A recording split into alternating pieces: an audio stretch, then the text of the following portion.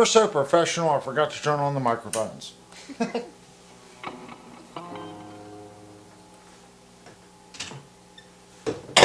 If you can't tell, and it sounds like poop on your end, on this side, that little, that thing is freaking awesome. I don't know what you guys think, but it's a little BE Mini. And, okay, I puttered around. Okay, I'm going to spin my chair around. I'm just going to point. This is my V30 cabinet. It has two Celestion V30s. I plugged it into that. Okay, I can only use one output. I plugged it into my Celestion Penta cabinet as well. It has four Celestion Pentas. It's a little dark sounding with the V30s, and it's very open sounding with the Pentas. If I run one output to these two Celestion V30s and one output, because this is a stereo cabinet, to one half of the cabinet, which is two Pentas and two V30s, it's a unique sound. Now I'm getting effects through my Line 6 stomp, and just so you guys can see what's going on here, I am running, let me turn on and off the effects, and you can get an idea of what effect is doing what. Okay. Right here is chorus. I'm going to turn the chorus off. So this is with chorus.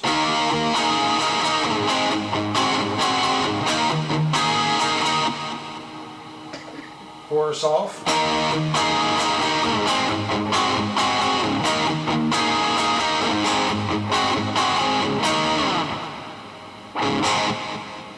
Now I've got delay. Turn the delay off. Now it's just reverb. And those are the effects. Oh, particle reverb. So it's actually two reverbs. This is dynamic. Oh, okay.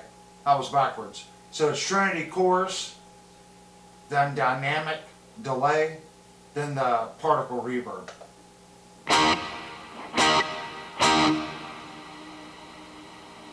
And the reverb is what's giving it that large tail.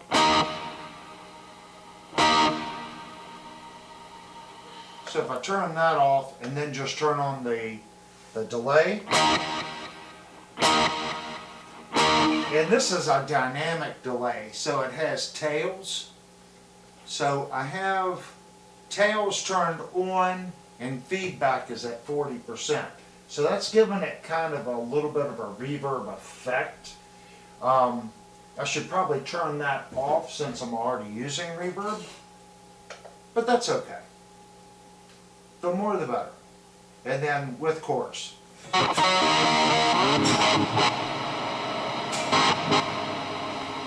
Oh, wow, I messed something up, didn't I?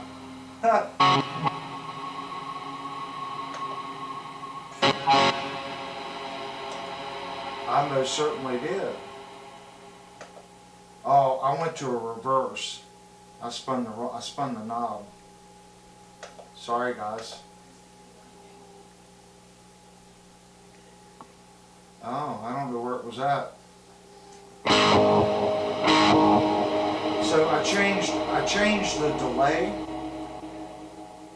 That's the one reason. Oh, dynamic is what it was on. That's one of the reasons why I don't like this pedal. If you don't store it, when you push the button, this also rolls between the different delay settings. And sometimes when you push it, it'll turn it all at the same time. So now that's way too much stuff. So I have to turn the mix way down.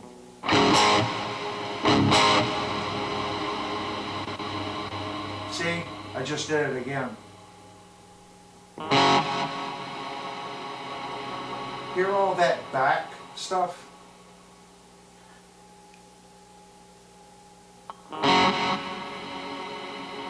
That's in the delay. Trails are off this time.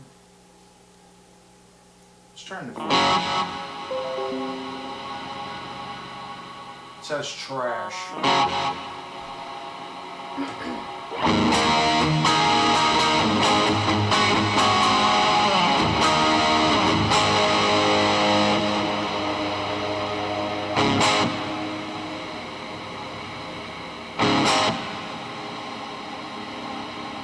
Hear all that?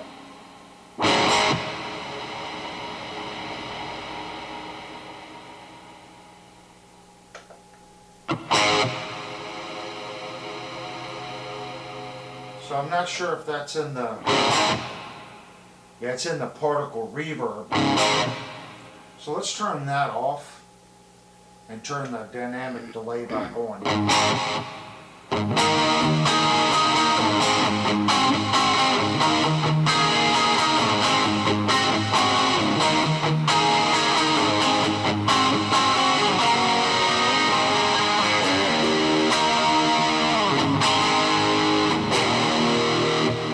So a lot of it is just going through your settings and trying to pick things that work.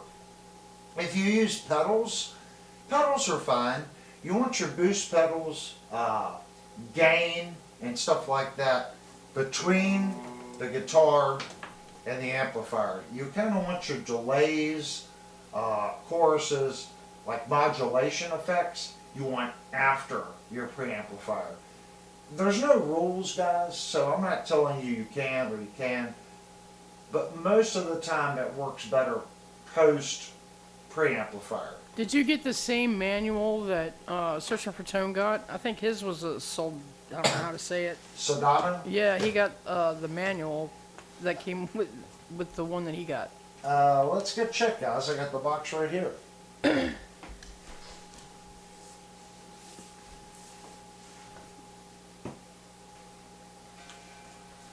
So, yeah, I did watch Searching for Tone's video, and it said that he did get the Sedano manual. Yeah, he's the one asking.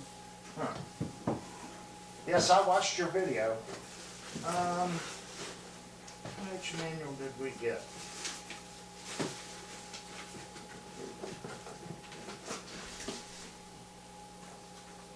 I got the Friedman BE manual. So, well, after I watched your video, I said, well, maybe that's what happened. The company that's making all these little mini amps is probably making all of them, and someone at the factory maybe drank too much the night before and put all the wrong stuff in the boxes, and maybe it's just cheaper for them to sell them off at 99 bucks. He's wondering if maybe his might have been a return. Well, if it was a return, he would have had to get the Sedano and the Friedman and accidentally put the wrong manual in the box. Or it was sent back and didn't have any manuals and someone that received it put the wrong manual. I would venture, I mean, mine didn't have, like I noticed in your video, you said that it didn't have any plastic on the front of the back. Neither did mine. Mine had nothing on it whatsoever. It did come in a little plastic bag, but that was it. That was the only thing that was in it. This and this little mini amp thing that's in a bunch of different languages. But I did like this part. They put it in the bag and they put these little guys on either side of it. It was well packed. What I will say is they put this box in a bigger box. And they did put bubble wrap on the top, okay, on the top, but they didn't put anything on the side. So it was able to slide around inside the bigger box like this, but it couldn't go like this. They put two pieces on the top. They should have shoved a piece down right here to prevent it from moving around. But, I mean, you can tell by this box, the box is in perfect condition. So I really shouldn't say that it was not packaged right. It did survive, and that's the point, to minimize your packing material. But if I would have been the guy there, I would have put a piece on the side to prevent it from rolling around. It could be a bunch of things. It could have just been a screw up from the factory, man. Um, Unless you see a scratch or something, I wouldn't worry about it. Yeah, I mean, most I'm surprised they even come with a manual nowadays with the internet. Um, it's gotten bad. When you buy equipment now, if you don't have access to the internet, you're kind of screwed. Because all the updates, all the manuals, everything's online now. They save money. They do. It's a money saving thing. They don't have to print documentation and put in the box. You don't think that's a lot. But when you make 1,000 of these, you know, and it costs them $1, that's $1,000. But I think it's a kick butt little amplifier.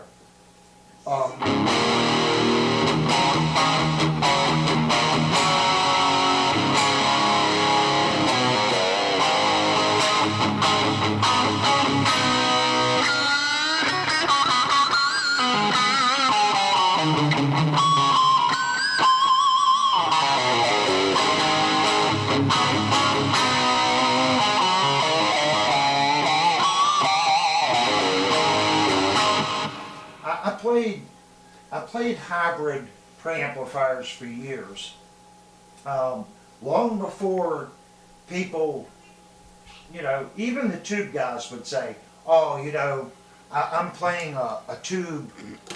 I'm playing a tube amplifier," and then they've got an Ibanez TS9 in front of the amplifier, and they're boosting it and they're getting gain from their TS9, but they would still crow, "Oh, I'm all tube." Are they? I guess in 90, 91, 92 is when I bought my ART.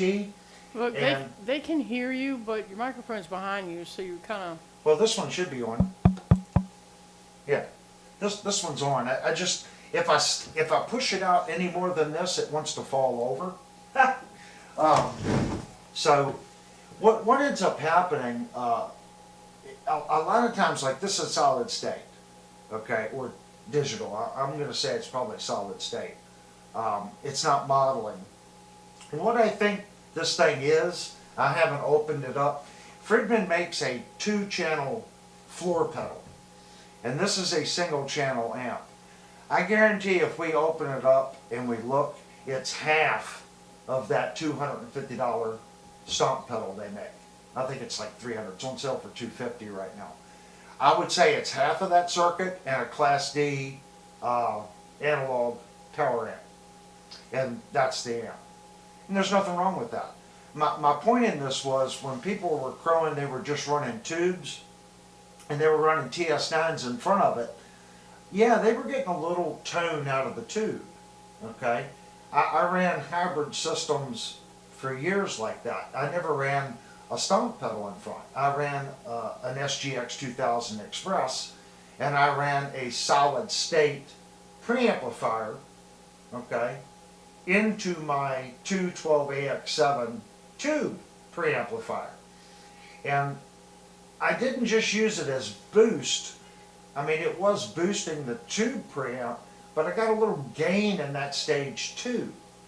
And then I also got a little gain out of the 12AX7s and some color. So my point in this is I'm coming out of the effects loop to the HX stomp. Now what you're not hearing, I'm not using any microphones. So I'm only using the preamp section in the Friedman. It's coming right out of my effects to the NuX DI box. Okay, where I've loaded a 12AX7 cabinet, thank you Steve, to my interface. So you're not hearing the drivers. I will say this, it sounds dark on the V30 cabinet. It's a dark sounding amp.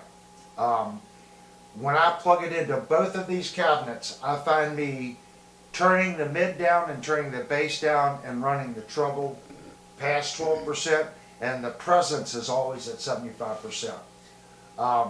Running through this, you have what's called tone controls a little bit in the effects. I have all the tone controls set at about 60%. So I'm brightening up the wet mix. if that makes sense, to get rid of some of that harshness. That's a Friedman thing, and it's because of all the drop tunings. The amp seems to be voiced for that type guitar playing. That doesn't mean that you can't roll it back and get some halfway decent cleans. Well, I shouldn't say that. This amplifier really won't do clean. It always has a little bite no matter what you do.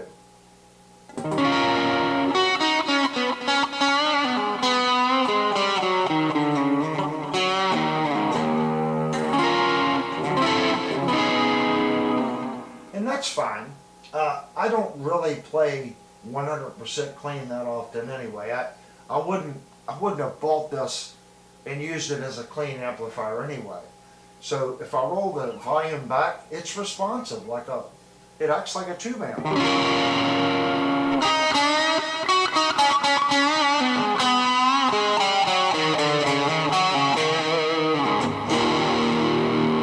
Now if I crank it up,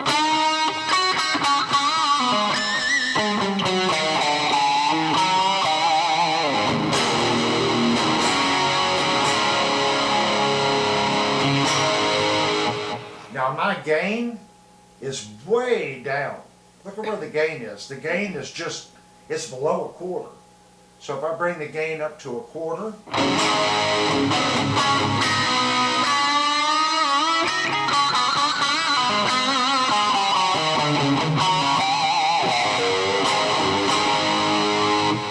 now let's roll our volume back.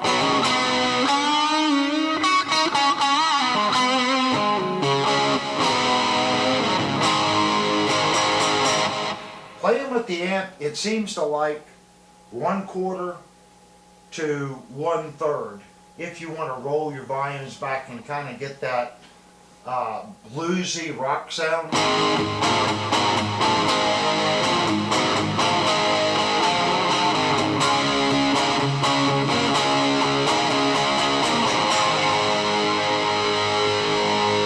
Turn it way up.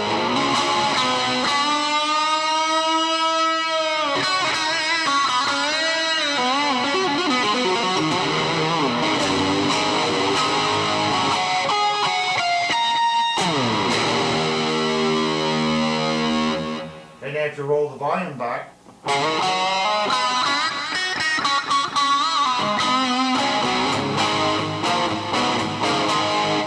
it's quite responsive, and that's with the gain at 25%. So if you crank it up, let's say we go 50%.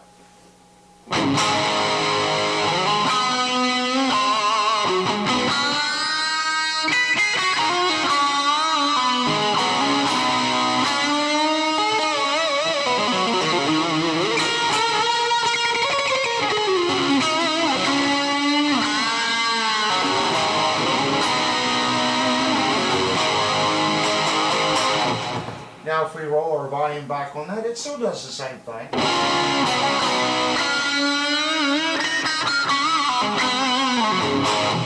Now that feels like at full volume at 25%.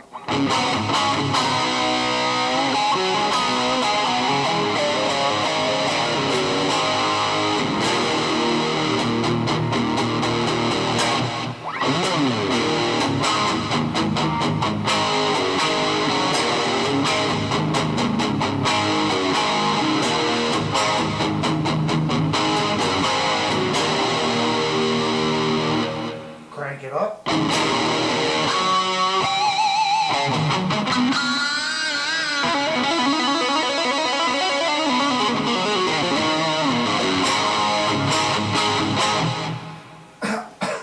I'm not going to say that it's responsive, but it feels like it's missing a little something. I'm not going. It's not delay. It's not a feeling of legacy. So it's not like a modeler. It sounds right.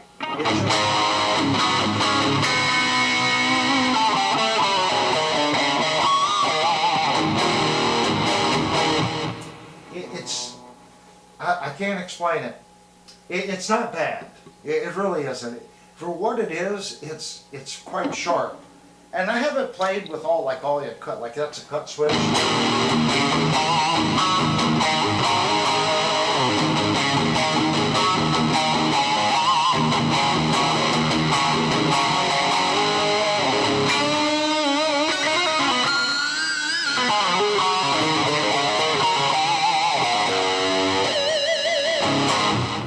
That helped.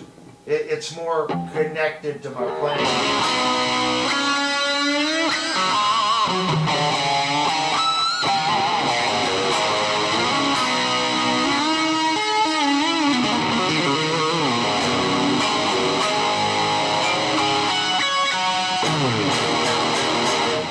That helped. Alright, this is our tight switch. And it looks like there's 3 positions. So this is the center position on tight.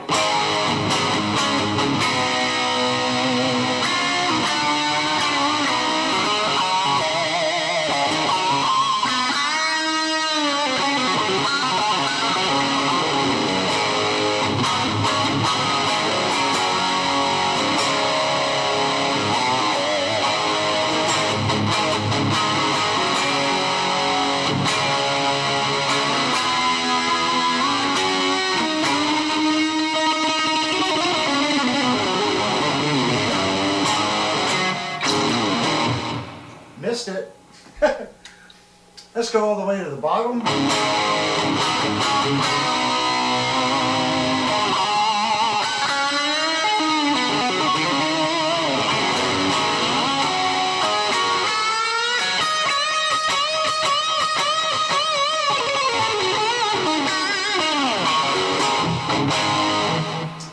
It's quite impressive. It loses that feeling by doing the cut.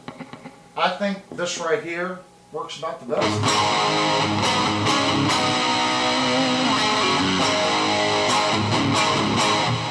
So let's roll our gain, once I find the gain back. Let's roll the gain back to 25% and roll our volume back and see if that helps the flubbiness.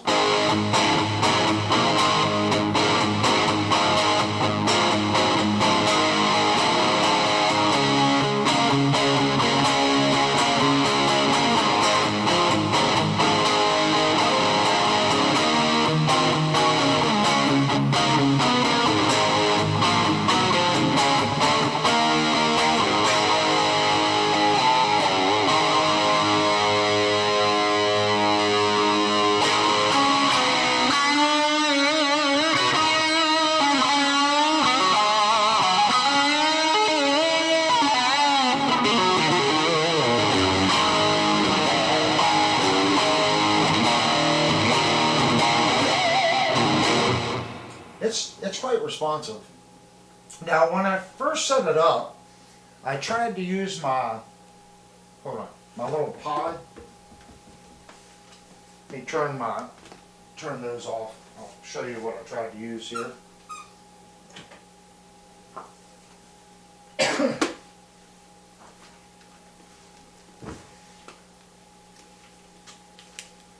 This thing was $99. So I wanted to try to do something dirt cheap. If you're familiar with the channel, you can go back and watch the review on this. I paid $250 for this stage right cabinet. And it has 2 vintage V30 Celestions in it. Well, that's kind of a no-brainer because each one of these speakers are 160 bucks. So I got the speakers at a discount and the cabinet for free. So I'm thinking, okay, $249 plus $100. That's $349 for a head and a cabinet. And yeah, it's freaking loud. It is stupid loud considering its size. It's even louder. Well, it's louder on this cabinet, but it's still loud with the 4-speaker Penta cabinet. So I was like, okay, I got $350 in it. I got this on sale for 120 bucks. Does it work with this? It does. The problem is this has an amp built into it, and you have to plug it in, and you have to disable the amp. But even at that rate, it adds so much to the signal. It like boosts the signal. And I was having issues controlling the volume with this pedal. Okay? I think it's just the design of the pedal. When I came out of the Line 6 Stomp back into it, that problem went away. The volume worked the way it was intended to work into the cabinet.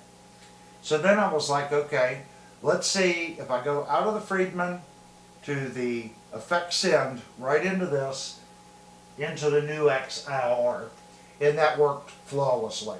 So that's what you guys are hearing tonight.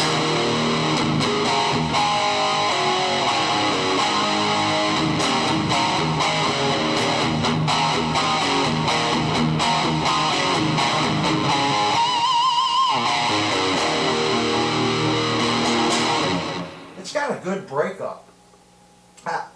I'm not facing the computer, so I can't tell what you guys are thinking of it. But for 99 bucks, if you bought one of these, there's no way you got hurt. And there's no way you can't sell that thing for 99 bucks.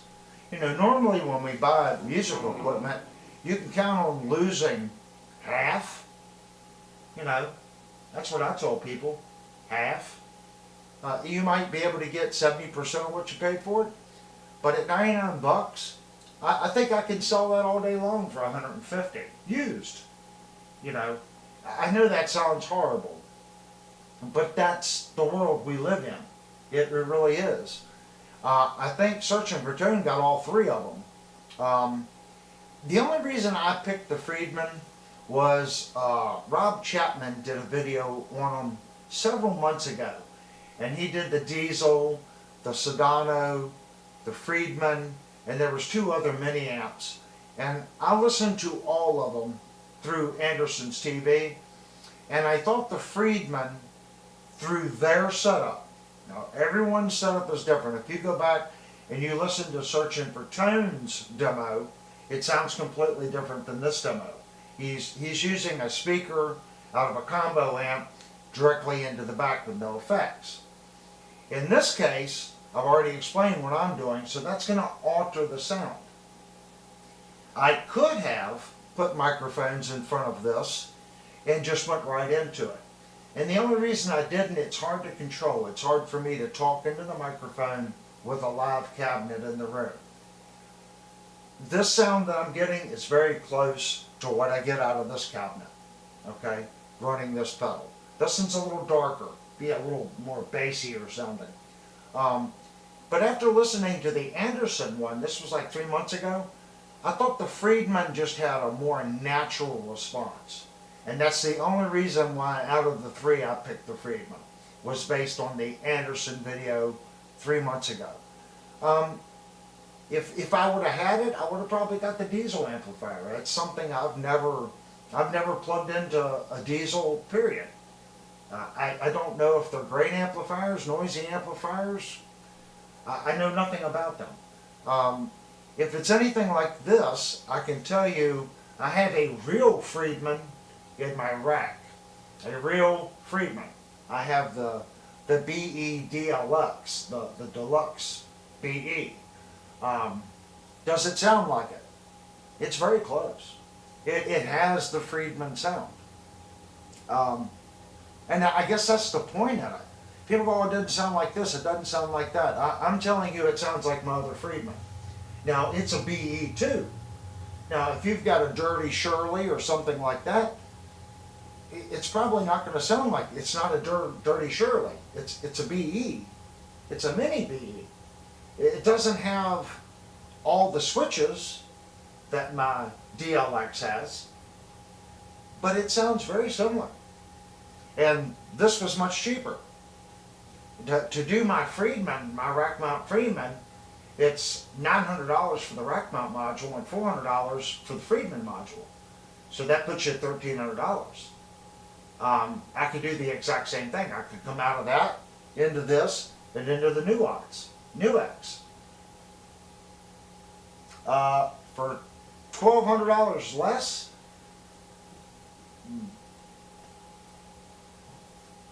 it sounds a lot like it. It's not tube, but it sounds a lot like it. Now, before you go, well, you wasted your money on the other. I didn't. It's a rack mount unit and it's 5-channel. So I get 2 channels in each bay. So I have a Friedman bay with 2 channels. I have the Sedano bay with 2 channels. And then I have the clean channel, which is stock in the rack. So it's a 5-channel preamplifier. This is one single channel. So I can't take this somewhere and push a button and have a completely different channel set up. It's not MIDI. On the other one, I can take channel 1 of the Friedman, set up a MIDI effects chain to change all my effects. When I switch to channel 1, all my effects will change with channel 1. Then I can set up an effects chain for channel 2 of the Friedman, channel 1 of the Sedano, channel 2 of the Sedano, and of course the open plain channel. But for $100, it's actually quite amazing. If you bought one of these, you definitely did not get hurt.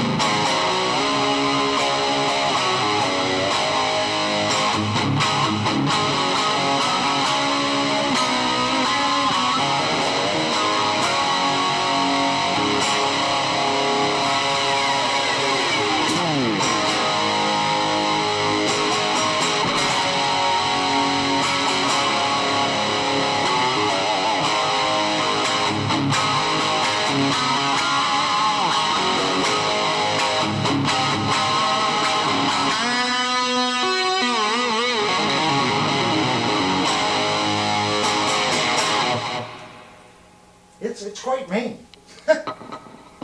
All right, let's get to the chat. Since I'm facing the wrong direction, I'm going to hit the other screen.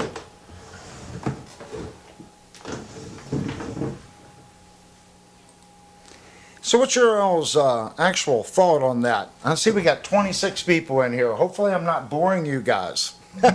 we try not to be boring here. We try to do honest reviews and we give honest opinions. And yes, this is my opinion. I'm not saying I'm right. What I'm saying, if you go and you listen to multiple channels, how you hook something up does affect the sound of the unit. Excuse me. I do know, after going back and watching streams, sometimes what I hear here is not necessarily the same thing of what you guys are hearing. I'm hoping what I've done right there is translating to YouTube. I hope. It's a $99 amplifier, and I think if you take like one of these little guys, I ran out of time. I've got like this little NuX Edge. I think this would be a great little pedal. Take this little guy, and I've got a Yo-Yo chorus and a Yo-Yo delay. I think if you did these 3 little pedals behind that amp, I think it would be great. In reality, I would probably do this on my delay, not the Yo-Yo delay. A little chorus and a reverb pedal. I really think reverb brings that amp to life. If you're not into chorus, I get it. I'm an 80s guy, I like chorus, even just a little chorus. Take one of these and a good reverb pedal and put behind that amplifier. There you go. And if you want to go to your interface, just go out of the send to this, then to the reverb pedal, then to whatever IR pedal you're using. I use the little NuX IR Pulse, and then go right into your interface. You know, if you got it for $99, I know what people are saying, well, I can just get the Friedman pedal and I have 2 channels. Okay, I paid $99 for that. It's still $150 cheaper than the 2-channel pedal. If you want to spend $150 more, I get it. At that point, what I just said about this only having 1 channel, then it's moot. You get the little Friedman 2-channel pedal, put this in it, reverb pedal to the NuX Pulse, right to your interface. you're golden. But if you got one of these, the way it's set up, it's not a stereo. Okay, there's the catch. It's not stereo if you go back into it. The way I'm running it, I still get stereo. It's mono into my first effect, and then my first effect makes it stereo, so then it goes stereo to all the other effects. And then I run stereo into my new X pulse. Nicholas wants to know why you don't play with a guitar strap. I'll be honest with you, I'm lazy. I used to always play with a guitar strap. When I first started getting all these guitars for YouTube, I was putting strap lock buttons on all my straps. And it just got to the point where I just stopped doing it. I'm always sitting down, so I don't really need a strap when I'm sitting down. Hold on, I'll get you my strap.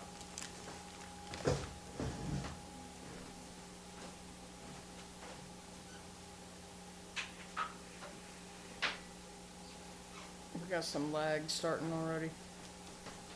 So if you don't think buying quality is worth it, here's proof. This strap is over 30 years old. It is real leather, and it's 30 some years old. And I don't know who originally made it because the insignia is kind of worn off. And you can see here's my wireless system. And this is the updated Line 6 relay that runs on Spectrum technology, so it hops frequencies. Stupid awesome. You have to reach out to Sweetwater if you don't know what Spectrum is. And you have one of the newer updatable units that will convert over to Spectrum. Here it is. You will never have interference. It never stays on a frequency long enough for you to have interference. So if you look, I got strap locks on this. So for years I just used this and I plugged it in, but being here I don't use my wireless. I haven't used my wireless really since I played out live. You know, I think the strap would be probably more in my way here than a benefit, because if I set the strap up where it's comfy standing up, it's going to be loose when I'm sitting down. That's my only reason, Nicholas. I just don't really need it here. I do have two nice guitar straps. This one is my favorite. It's been with me the longest, and the older the leather gets, the inside gets softer, but the outside's getting a little hard. So I think I need to get some of that leather conditioner and put on it. But buy something good and it will last forever. Leather is extremely durable. And I get a lot of people like the cloth or the nylon, and leather is expensive. I think the last true leather one I bought was about $70, I want to say. And Linnell got this one. I'm not sure what this one's made out of. It's quite cool. It's got little moons on it. This is Linnell's strap. She's waiting for me to modify it to fit her guitar because the little holes here are a little small. She said something to me like over a month ago about it. I haven't done it yet, but I do need to get it for her. It's cool. Got the little moons. So she wants me to get that hooked up for her. She paid, this was close to $60. Yeah. I think it was about $60 for this one. I think this one is leather. I can't really, if it is, it's real thin. It's not as thick as that. And it feels like there's some kind of padding inside of it. This one here is the one that I have. There's no padding, no nothing. It's just a piece of leather. That's all it is. This one does have padding in it. The odds of it lasting as long? Probably not. I doubt that strap would last 30 years like the other one would. But we're here just to tell you what I find works. Hopefully someone else bought one of these little amplifiers and can chime in and tell me what you think. I just got mine, it was yesterday, wasn't it? Yep. So I literally spent most of the day editing videos today. I'm trying to get some new stuff out. If you're not familiar with the channel, we do a lot of guitar repairs and setup stuff. And I was looking at my repair videos, and it's kind of hard to navigate. You know, I do go over everything: fret dressing, fret leveling, fret polishing, saddle shimming, adjusting saddles, cutting nuts, adjusting necks. But all that information is kind of buried in mod videos. So I'm starting working on a whole new group of videos, and it's going to be MusicNGear University, 101.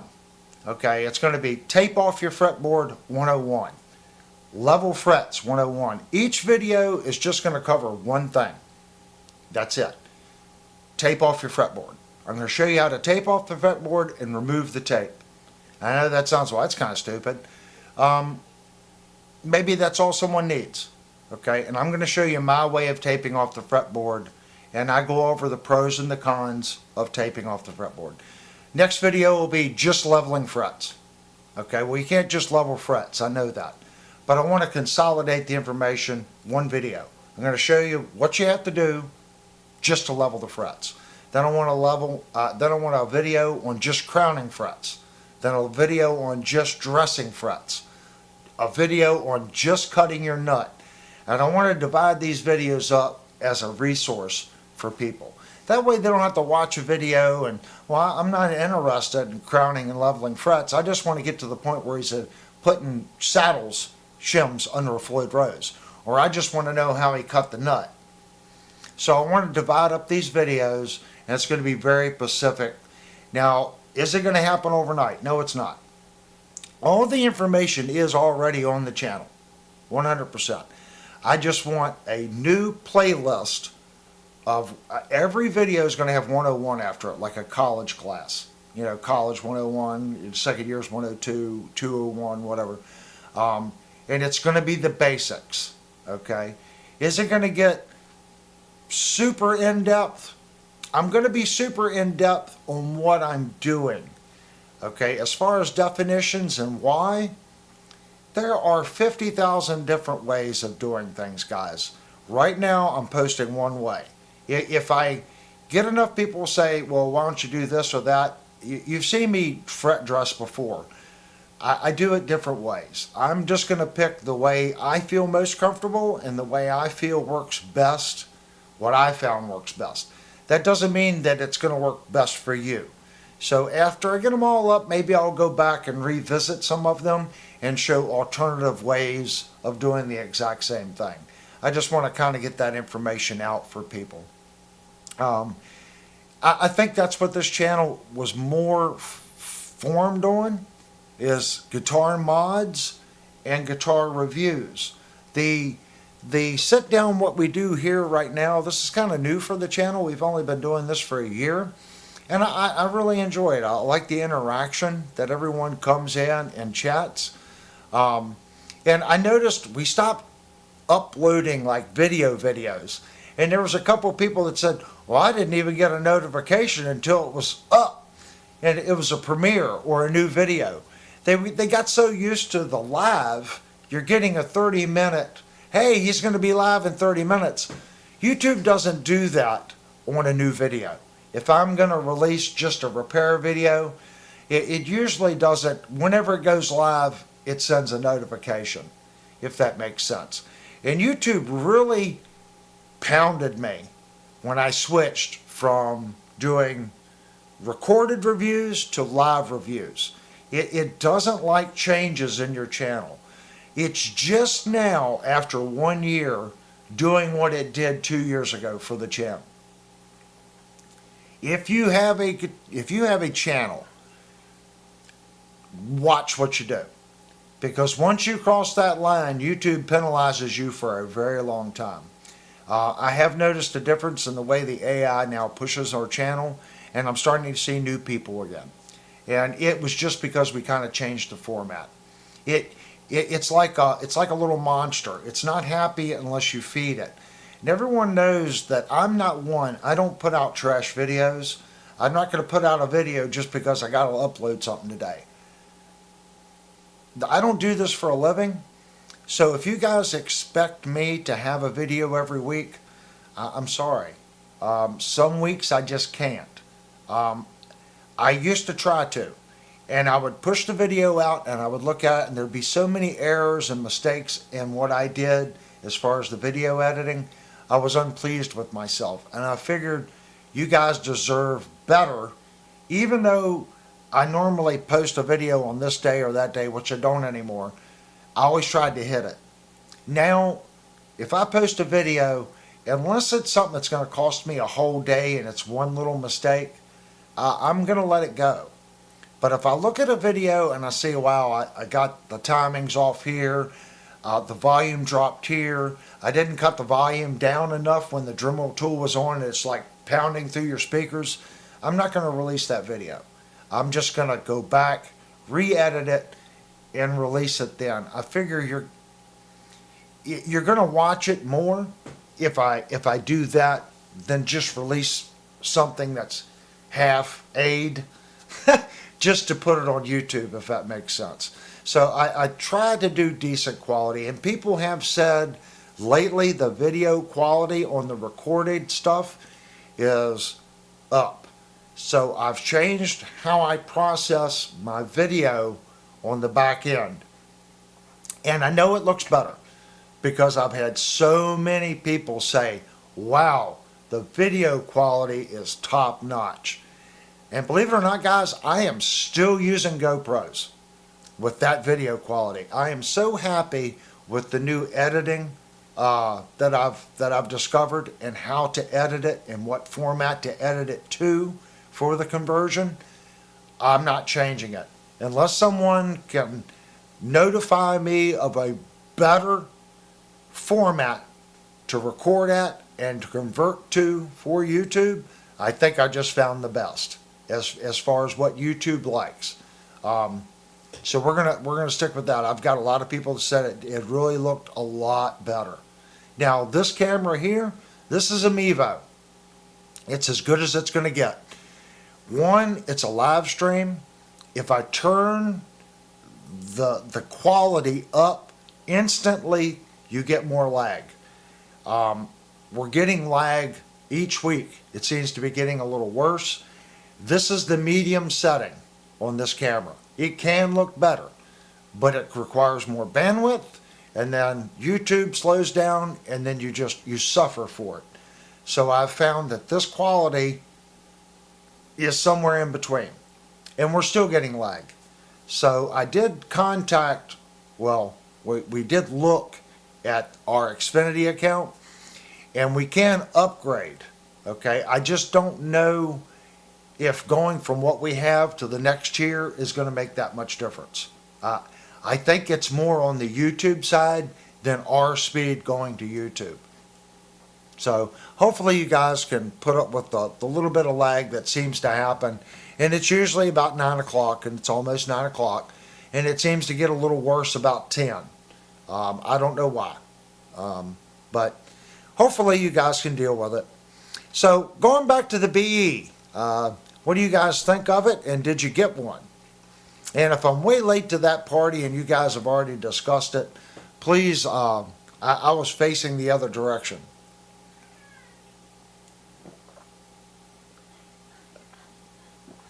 Sorry, I had to get something to drink. No lag here. That's cool, Zach. Some nights it gets worse. But what's your typical upload speed, Avery?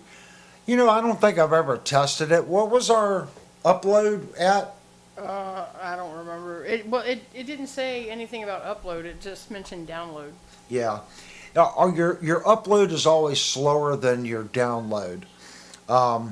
We're pretty fortunate. Our node, because cable is a pipeline burst, so the closer you are to the node, the better off you are. If you're at the end of the street and the node's on the other end of the street, every person in front of you is slowing down your access. Don't let Xfinity tell you anything different. If you're close to the node, great. If you're not close to the node and your neighbors are all tearing it up, you're gonna get slow. The node is 2 houses away here. I don't know. I know we updated once before, and I don't think we saw that much of a difference. So I'm kind of curious what it would do if we did it again. It's not that much more. Linnell said that what we have now, they don't even offer anymore, that they have a new package, but they still offer it to us because we're grandfathered in. So I guess we're going to call them and see what the update's going to be and what the restrictions are and how long we can lock it in for. Right now we're locked in because we're grandfathered in on this package. I don't want to make a change and then 6 months later they update the price or get rid of something else. They've done that to us before. So we've been really fortunate the last 2 years with this package. It's a live app, people. Less than 1K subs on YouTube on the mobile device. I don't know what that is. Yeah, so if you guys have any suggestions on that, that's where we're at as far as the speed. So no one's talking about the BE, so we are going to move on from that. Hopefully some other people did get one. I think it's a really cool amplifier. Linnell hasn't said anything yet. She still kind of wants the GTX 100, the combo amp from Fender. And right now, Fender has 10% off everything, guys. So if you want a Fender product, now might be the time to reach out. And the reason I'm saying this, it's a Fender thing. Okay? So when you buy the amplifier from this dealer, and they say, yeah, we're giving you 10% off, they're not losing a penny. Okay? Their loss gets refunded back on their next order. This is a Fender to vendor deal. Okay? So Sweetwater's not giving you the 10%. They are, but they're getting reimbursed from Fender. Okay? It may not be the full 10%, but it's at least 8%. So you should be able to call and get just a little bit more off because the vendor is not taking the full 10%. Fender's giving them a kickback to offset their loss. So you might be able to get 15% from Sweetwater or you might, I don't know. Usually it's a kickback back from the vendor because Fender's requiring everyone to do it until the 12th. So it does end the 12th. So now might be the time to get one. I know we are going to Shenandoah Music on Wednesday. Well, I probably won't go with Linnell. She's going to go down on Wednesday and put a down payment on the GTX 100 that she wants. Woohoo! Yeah, woohoo! Because right now it's at like $479, and that's with the foot controller. So if you're thinking about getting a GTX 100, yeah, it's $80 less. Well, the foot controller's $80. You might as well just get the GTX 100, and it comes with the foot controller, and it's $80 more. You get another 100 amps, 150 watts of power, and it comes with the foot controller. So if you buy the 50 and you ever buy the foot controller, you kind of lost out. So now with this deal, it brings it down to what the GTX 50 is within like $20 with the foot controller. So I told her just go down and put some money on it. It's the one you want. She did listen to this little guy last night and stuff, but it's not really the amp she wants. She wants something she could plug her guitar into and turn one knob at volume. She could just turn the knob and get a completely different sound, completely different, clean, distorted, space sound. She just wants to reach over and change that preset and change the volume. And I can't think of anything other than the Fender combo amp that'll do that. The Katana won't, because you've got separate amp modeling switch and you got your effects switch. There's not a single knob that you can turn to go through amp models and effects and changes everything. The Katana, exact same thing. It's more amp models with a separate effects bank. You can't just change one knob and scroll through all the different amps with different effects. If someone knows of another amp that you can just literally touch one control and go through different presets like the GTX 100, please post. Because we got a couple days to look at that amplifier before she goes down and puts money on it. And she's not looking for a Spark or something like that. She already has a little mini amp right here. She wants something with a 12-inch speaker. Something that's a real amplifier, per se. So no Spark, no little New-X little amp, nothing like that. She wants a real amplifier. Marshall 100 watt. Marshall did make a rack mount preamp, but I don't think it had built-in effects. But you could scroll through presets of your different amps. I think it was just reverb and gain stage. Steve said a line 6 catalyst, maybe. I think the catalyst still you have to go through and change the amp and then also change the effects like a Katana. I don't think it's set up to where you change one knob and the amp and the effects all change. I don't think so. Yeah, if I'm wrong. Steve says an SLO 100 full stack. She already has that right here. That unit right there is an SLO. That unit right there is a Friedman BE DLX. So she already has a Friedman and a Sedano full rack with effects with a 50 watt stereo panel amplifier and 4 greenback Celestion speakers she can plug into. She wants something simple. Something that she can literally just take her guitar, plug it in, turn a knob, and turn the volume up. Go from clean to distorted to spacey sounds to goofy sounds, and then just reach over and turn it up and down. So that she's wanting it simple but a real amplifier. This is not a simple amplifier. It's not. You gotta turn it on, then you gotta let it preheat. Then it's got 5 different preamp stages, and then you got a little button you gotta switch between. Because notice I don't have the MIDI foot controller out here. I haven't gotten the MIDI foot controller set up with the SYM2. So it's not like that. If I brought my X15 out and I programmed it all, I could teach her. Okay, turn it on and just push these buttons and it'll switch between channels. She's just wanting small, simple, but a real amp. I'm checking on the time, guys. It's 9:04. Ooh, you know what that means, don't you guys? It's time for our first break. We're awful here, aren't we? Vox is gonna miss the first intermission. He's Oh not in my here. gosh, Vox isn't in here yet? That's okay. We'll do a second intermission in case Vox does show up tonight. All right, guys, it's break time. That means it's time for you to go get something to drink, get a victual, hit the restroom. Tonight we might go a little long. It just depends on how well I do as far as my sugar and longevity. I've been working all day here on YouTube video stuff.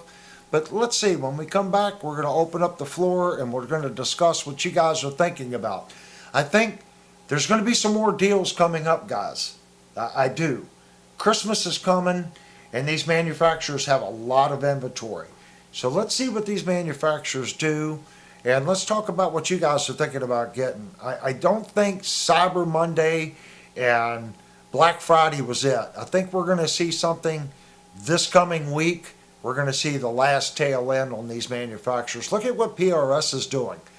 Wow, I have seen some good prices on some PRS guitars.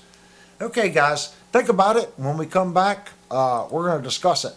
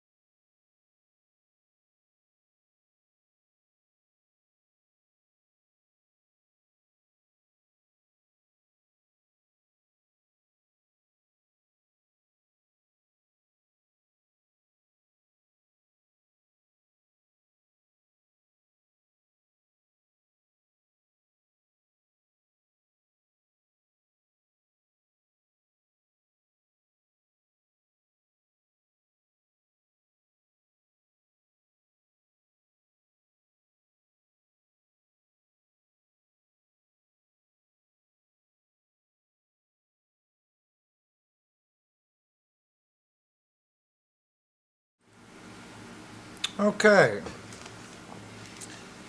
Linnell just told me she was looking back and Steve thought we were going to play the gym tonight.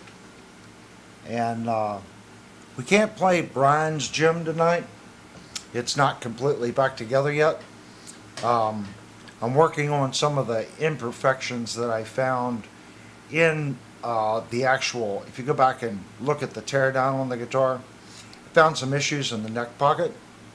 So I'm cleaning out the neck pocket and making sure that surface is completely flat. And there was some tear out right on the back side of the neck pocket where it went into the pickup route. I've already got that milled out, so now I have to paint that surface to match. You don't really see it the way the pick guard's made in it, but I'm going to do black because if you hold the guitar just right, you can see it. We do have another gem here. So this is Linnell's gem. So the issue in the neck is right here, okay, in the pocket, where this route for this pickup comes around into this neck. So when you hold the guitar right here, you can see just a little bit of that orange right there, okay, on this one. On his guitar, that was all chipped out. So I've cut that out, and I'm going to do black, because it's all black when you look in there anyway. And you just see this one little dot of the pink. And you got to be at just the right angle right there. I can see it. Now on his guitar, that's chipped out. So what I've done is I've milled that back and flat. And the actual pocket in here, I've remilled this pocket completely flat. And when I say mill, I took maybe 2/1000ths of an inch off.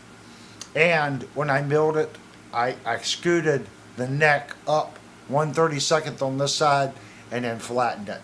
So we may have gotten 1/1000ths off the nose and probably 3/1000ths off the nose and probably 1/1000th off the back, just to kick the neck just a little bit. That would be equivalent to putting maybe a sheet of paper, thin paper, printer paper back here. I'm putting a little bit in it, and it needed it anyway because there were some variations in the neck pocket. I have not taken this guitar apart to see how this one is. Now, here's our other neck. And you can instantly see the difference. Look. This is my reworked neck. Look at how much prettier that neck is. You guys see it? It's not the light. Look at how much prettier. Now, I don't want Linnell to see this because then I'll be doing it What to are you her talking guitar. about? I already see it. Oh. Look at how much darker that neck is. Oh, we know what you're going to be doing to mine. Look at how pretty that thing is. The difference in the color, no matter how I do it, how the light hits it. The difference in the inlay work. Look at how the inlays pop on this one. Now look at this one. Look at how dull and muted those inlays are. My work. Remember what I said in the review? I was kind of like, the inlay's kind of like, pfft. Well, that's because it wasn't prepped right. There was resin on top of all these inlays. Every one of them. I'm sitting here looking at it, I'm like, what is that? It's like goo, and I'm like, I think it's leftover resin. And that's what it was. Every one of these had a coat of resin on it. It's like night and day difference. This neck now is equivalent to the $2,000 regular gem. Not the Pia, but the regular gem. Look at the color and look at how the inlays. Now the material in the inlay is different on the $2,000 gem. It has more color in the inlay. But look at this is mine after resurfacing it. And this one's Linnell's. This is the stock.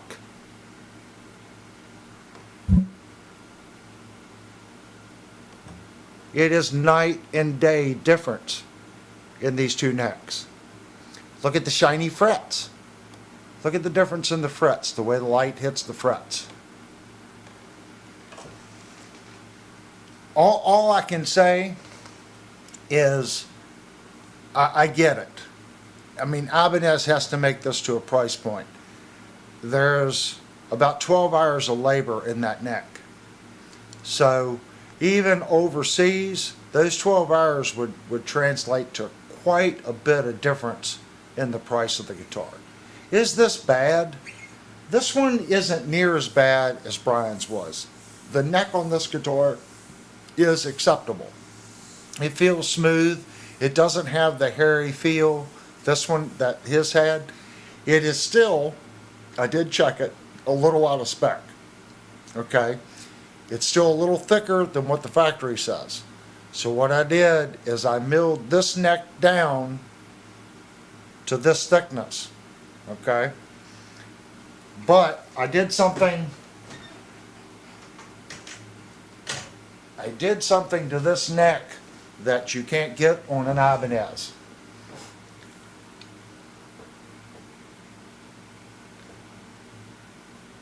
Can you see it? That's right, the center line is not centered. Okay? Down here, on this side, the neck is thicker here than it is here. Searching for Tone gave a super chat. He said he did a $20 super chat, and he said here's $2 an hour going rate, right? Thank you so much, man. So right here, it's only 3/8 of an inch. So I drew two center lines down the neck. Okay, I had my center line, and I come over 3/16, and I came over 3/16. So between here, 3/16 off center, 3/16 off center, I drew a line. That is the center of my tangent to this neck. So as you're playing it, the neck is thinner on the E side here, and it gets thicker in the radius tangent to the bass. Okay?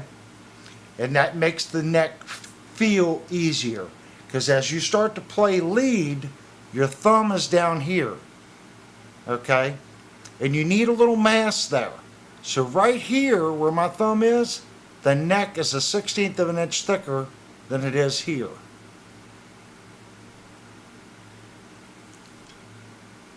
Cross-planed.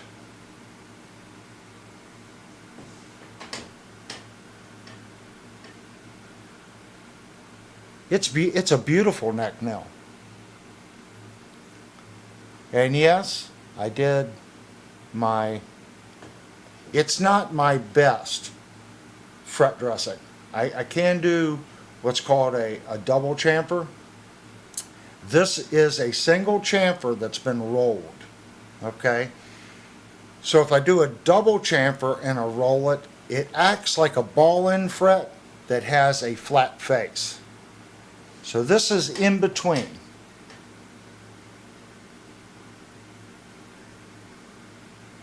And you should be able to see how the half moon appears right there on every fret. It's as close as I can get it, okay? Looking at it, I do have a small magnifying glass. I want one that goes over my head. When I look at it like this, it's within a 64th on the back chamfer. Yeah, there are some variations. Now, my magnifying glass is like 8 times that I've got down there, so I'm kind of looking at it like this going, okay, this one needs a little bit more. It's very, very close. It's far closer than any guitar that you're going to get under $3,000. You get into $3,000 and $4,000 range, yeah, the guy's sitting there and he could change the zoom. In the hands of someone extremely talented, they can get that 64th out. This one right here is awesome. I spent the extra time and I resurfaced the top of the neck. You can see the difference in the inlays and the color. I also milled this flat. Okay, it was flat. Whenever you install the neck the first time and you put the screw in the first time, the screw has to dig into the wood. So think of the screw, think of the thread that goes around it like a little knife edge. As that little knife edge spins into the wood, it pushes the wood fibers out. And that creates a little lip right here. Okay? So what I did is I went in and I machined this down and I got it perfectly flat. Now when I put the screw back in, is it going to expand again? Just a little bit. But most of the expansion has already taken place from the first time the screw went in it. You're like, well, what difference does it make? Since I've redone the neck pocket in the guitar and I've made it as true as I can possibly make it and flat, a flat plane. And this now is as true as I can possibly make it, a flat plane. When the two surfaces meet, it's 100% contact. Okay? The reason why I put the guitar body in a fixture and tilt it and then redo it, okay, I don't want to use a shim. If I put a shim in, I'm not saying there's anything, I use shims too. But if I really want to get it to the next level of sustain, the more surface area contact I can get, the more energy transfer there is to the guitar. I get it. People are like, oh, it doesn't make that much difference. Make 1% or 2% different. Okay, if I get 2% there, and I get another 2% on cleaning this up, and I get 2% on maybe in the future Brian decides to put better pots in the guitar, or a high mass block on the tremolo, he gets 2%. When it's all said and done, he might get 15 or 20% more sustain or tone, whatever you want to call it, out of the guitar. But if you want to maximize your guitar, all these little things you do compound on the back end. So I want to make sure it's done right. So tomorrow I actually start reassembling the guitar. Everything's ready. It's ready to go. So once I get it reassembled, I'm going to check the radius on the bridge because it is a Floyd Rose. I'm sure there's no saddle shims under any of the saddles. If it's close, I'm going to leave it, but if it's way out, I will take the time to put some shims in the saddles and get it right for him. So there's our neck compared to the other gem. Hopefully you guys can see the difference. Trucker Bob wants to know, is a ball-ended fret type guitar can be refretted with regular type extra jumbo frets? Okay, what you need to look at, Trucker Bob, which I'm pretty sure the neck's going to have it. Look at the very edge of the fret and see if you see a little tang line right here. There should be some filler. Now, Ibanez, I can see these.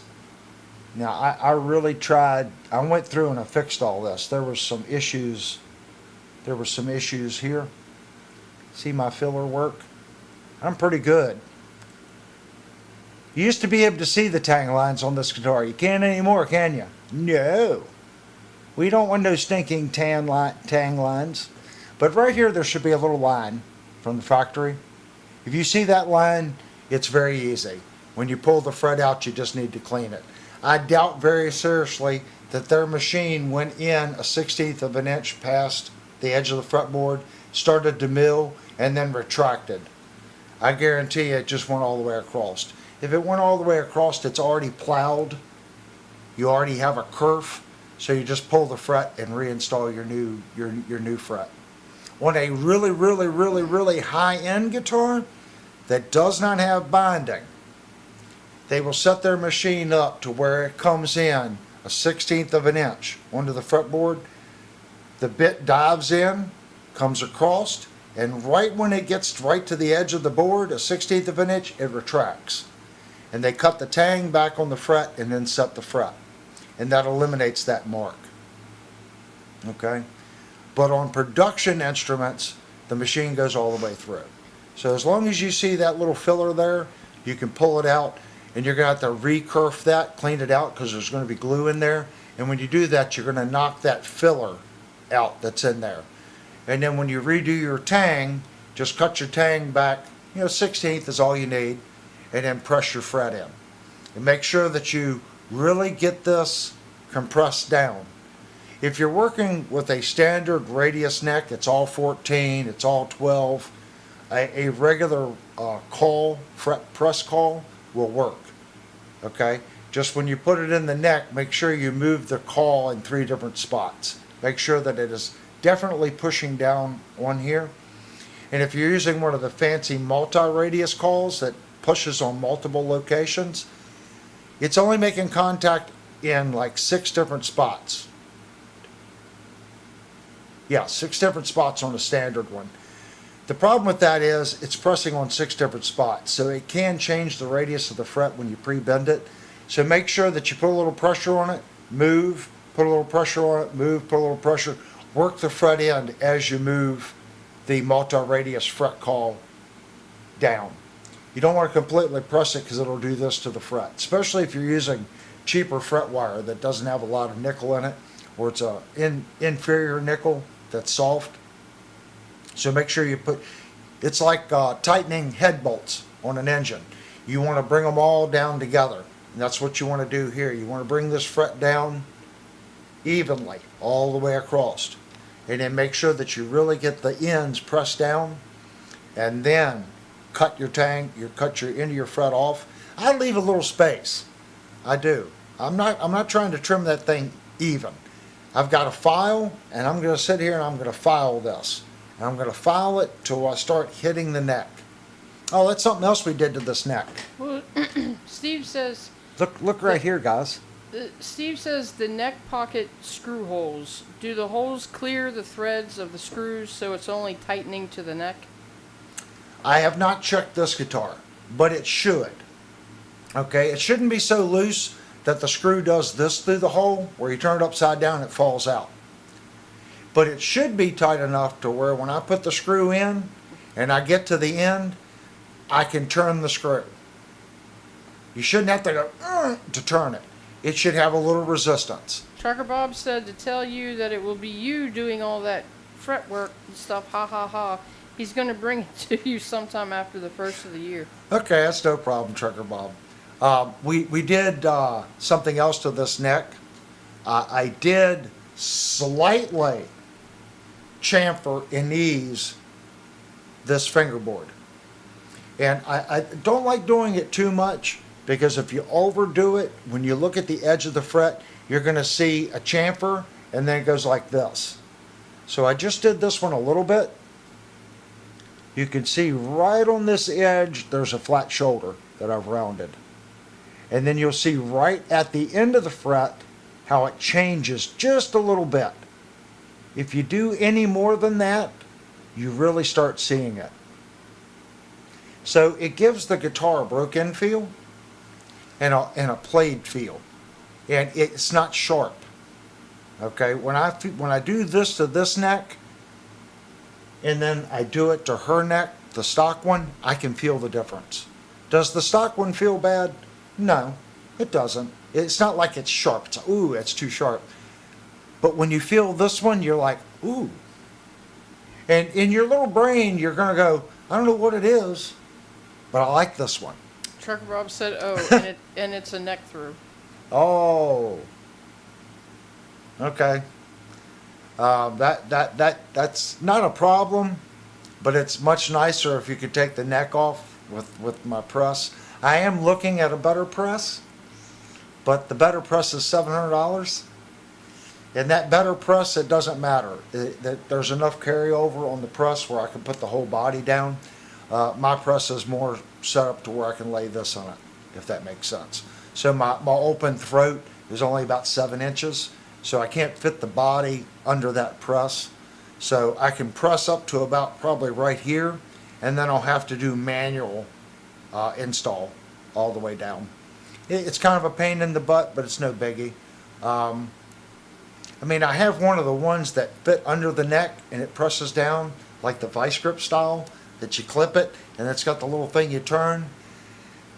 I don't like that because it's so fiddly, and then by the time you get the fret where you want it, and you get this thing on it, and you're turning it, the fret wants to move, and then the call wants to move on it, and you're trying to hold the neck in this thing, and you're trying to turn the wheel, and then the little... It was the first tool I ever bought to do it. I quickly realized a press was far better, but I have used it before on those type guitars. I don't really care for it, but that's about the only choice you got. And then, depending on how the guitar is made, you may have to manually drive in some of these. And I don't think I have a Franklin press, so as long as it's not a compound radius, I can do it. I have like a 12, a 14, a 16. As long as it's not some kooky radius. I don't think I have a 15. I don't think I have a 17.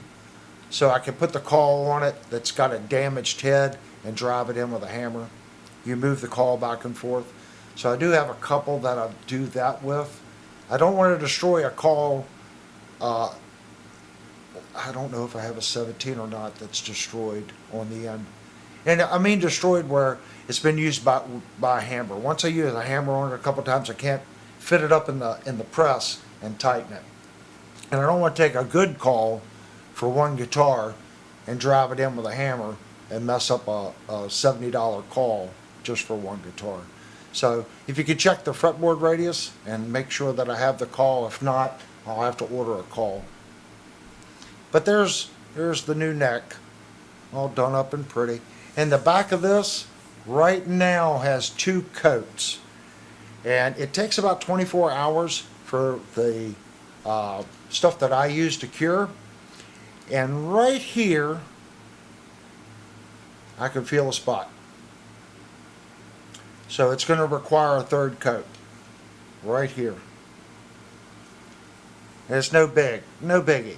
So what I'm probably going to do is I'm going to lightly hit this with some 2000 grit, and I'm going to put another coat on it. Yeah, it's a little bit right there.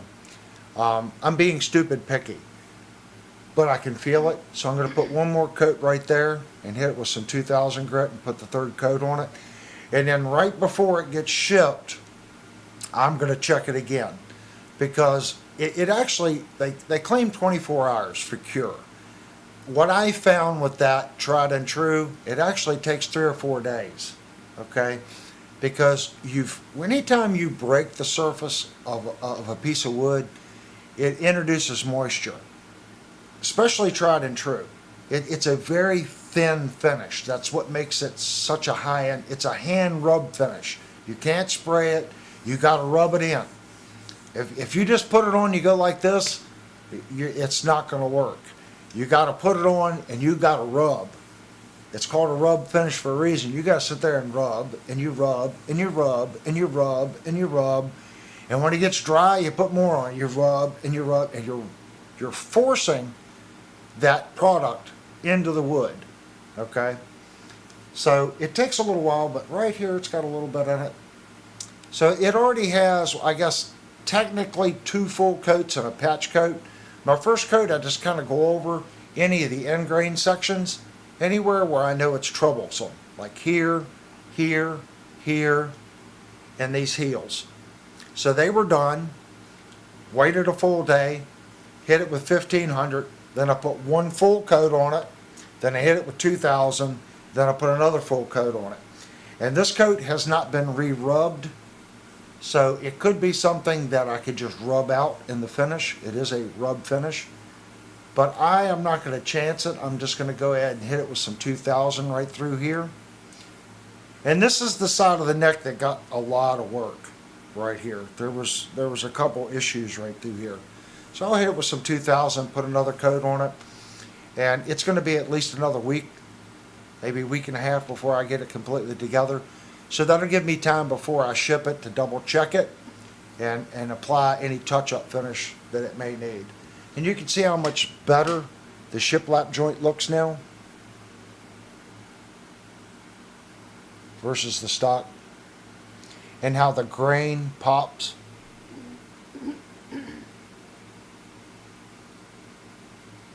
It's a hand rub finish. And as Steve said, holy mackerel, that stuff's expensive. It is. It is expensive. But as a guitar player, if you're just using it to touch up your necks and clean up your necks, that $36 can will last you forever. Because once you open it and you seal the lid, the top will get hard. Okay, it becomes a gel. So in 2 years when you open it, just peel that gel off the top, and the goo that's underneath, that's what you want. It's the consistency of maple syrup. That's what it feels like. I've had my can down there, I guess that can's at least 4 years old, and the can I had before that was down there 12 years working on guitars. So when I say it doesn't take much, it really doesn't take much. I'm going to say 30 guitars a year. Get tried. I sand down the necks and put tried and true on. So if you can get 30 guitars for 10 years out of one can, that's actually cheap. I don't know if they make a smaller can or not. It's $36. If you want the best, buy that. It's the best product, period. Once you use it and you figure out the cure time and how to rub it in, you will throw rocks at anything else that you put on the back of your neck. Once it's treated right, maybe once every 2 or 3 years, lightly hit it with a scuff pad, a 2000 grit 3M pad, put one coat on it, and you'll be good. And in reality, you shouldn't have to do it for 10 years, but let's say you play a lot and you sweat a lot. Maybe in 2 years, give it a light sanding, put another coat on it, and you're good to go. You know, it's a superior product. It's called tried and true, and you want the original.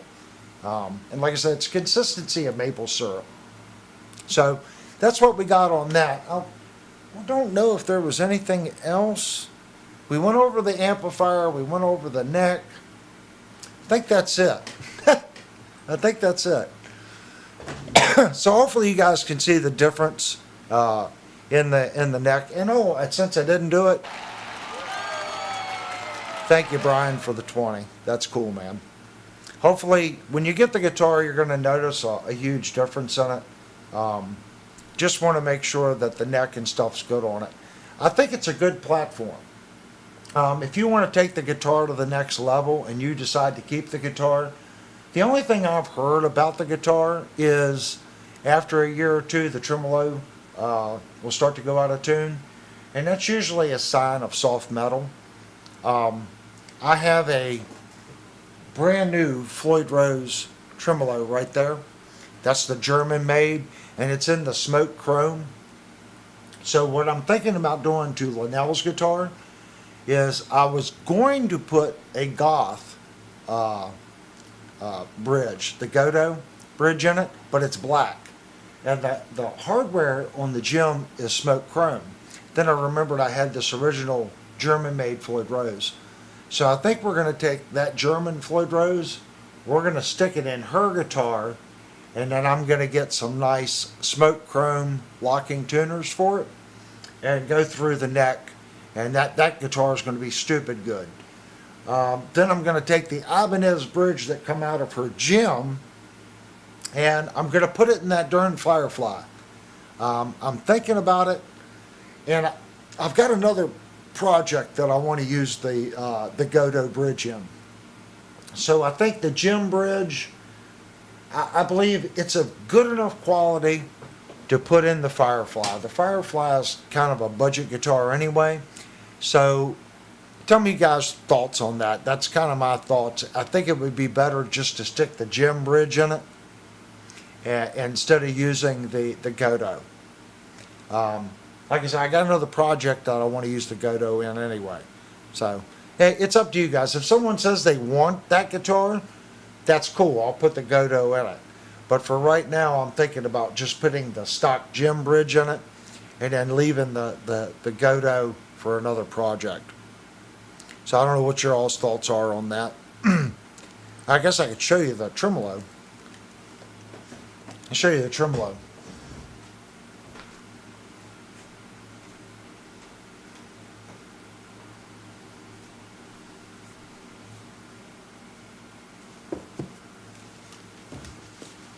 So here's the tremolo. I'm going to grab her guitar. So here's the stock gem. Okay. This is the stock gem, so that's the bridge. So let's look at the Floyd Rose bridge. I'm pretty sure this one is smoked chrome. It is. So here's the Floyd Rose bridge in smoked chrome.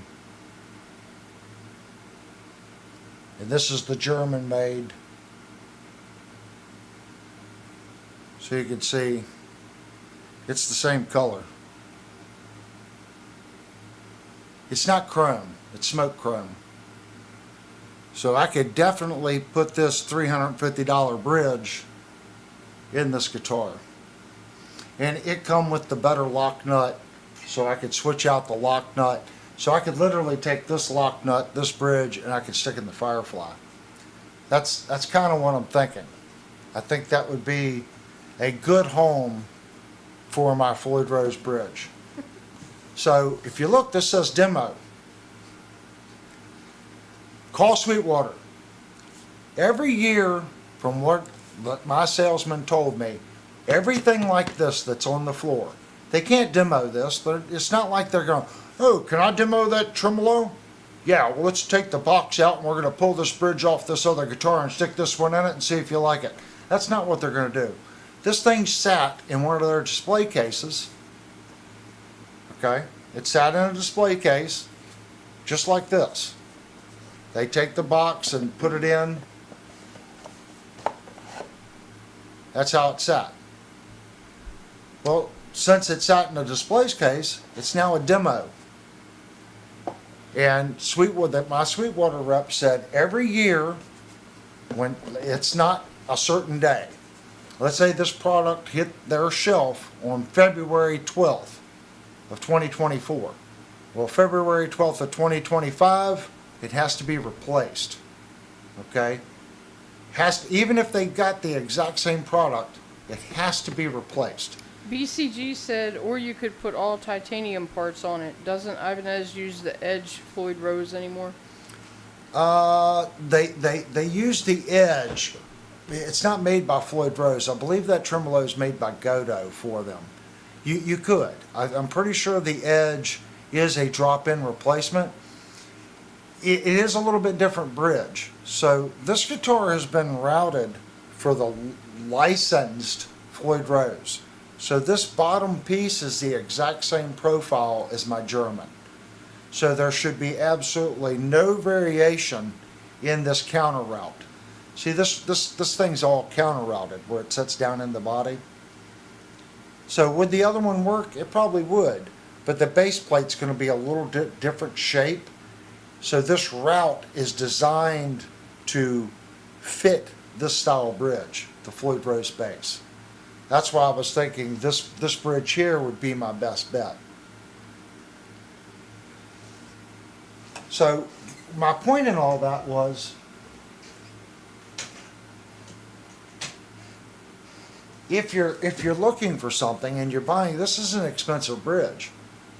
I got this bridge, I think it was like $100 off. So I got this demo original bridge in this smoke chrome finish for less than a Floyd Rose 1000 in chrome. It's brand new. None of the little baggies have been opened. It just sat in their little display cabinet for a year.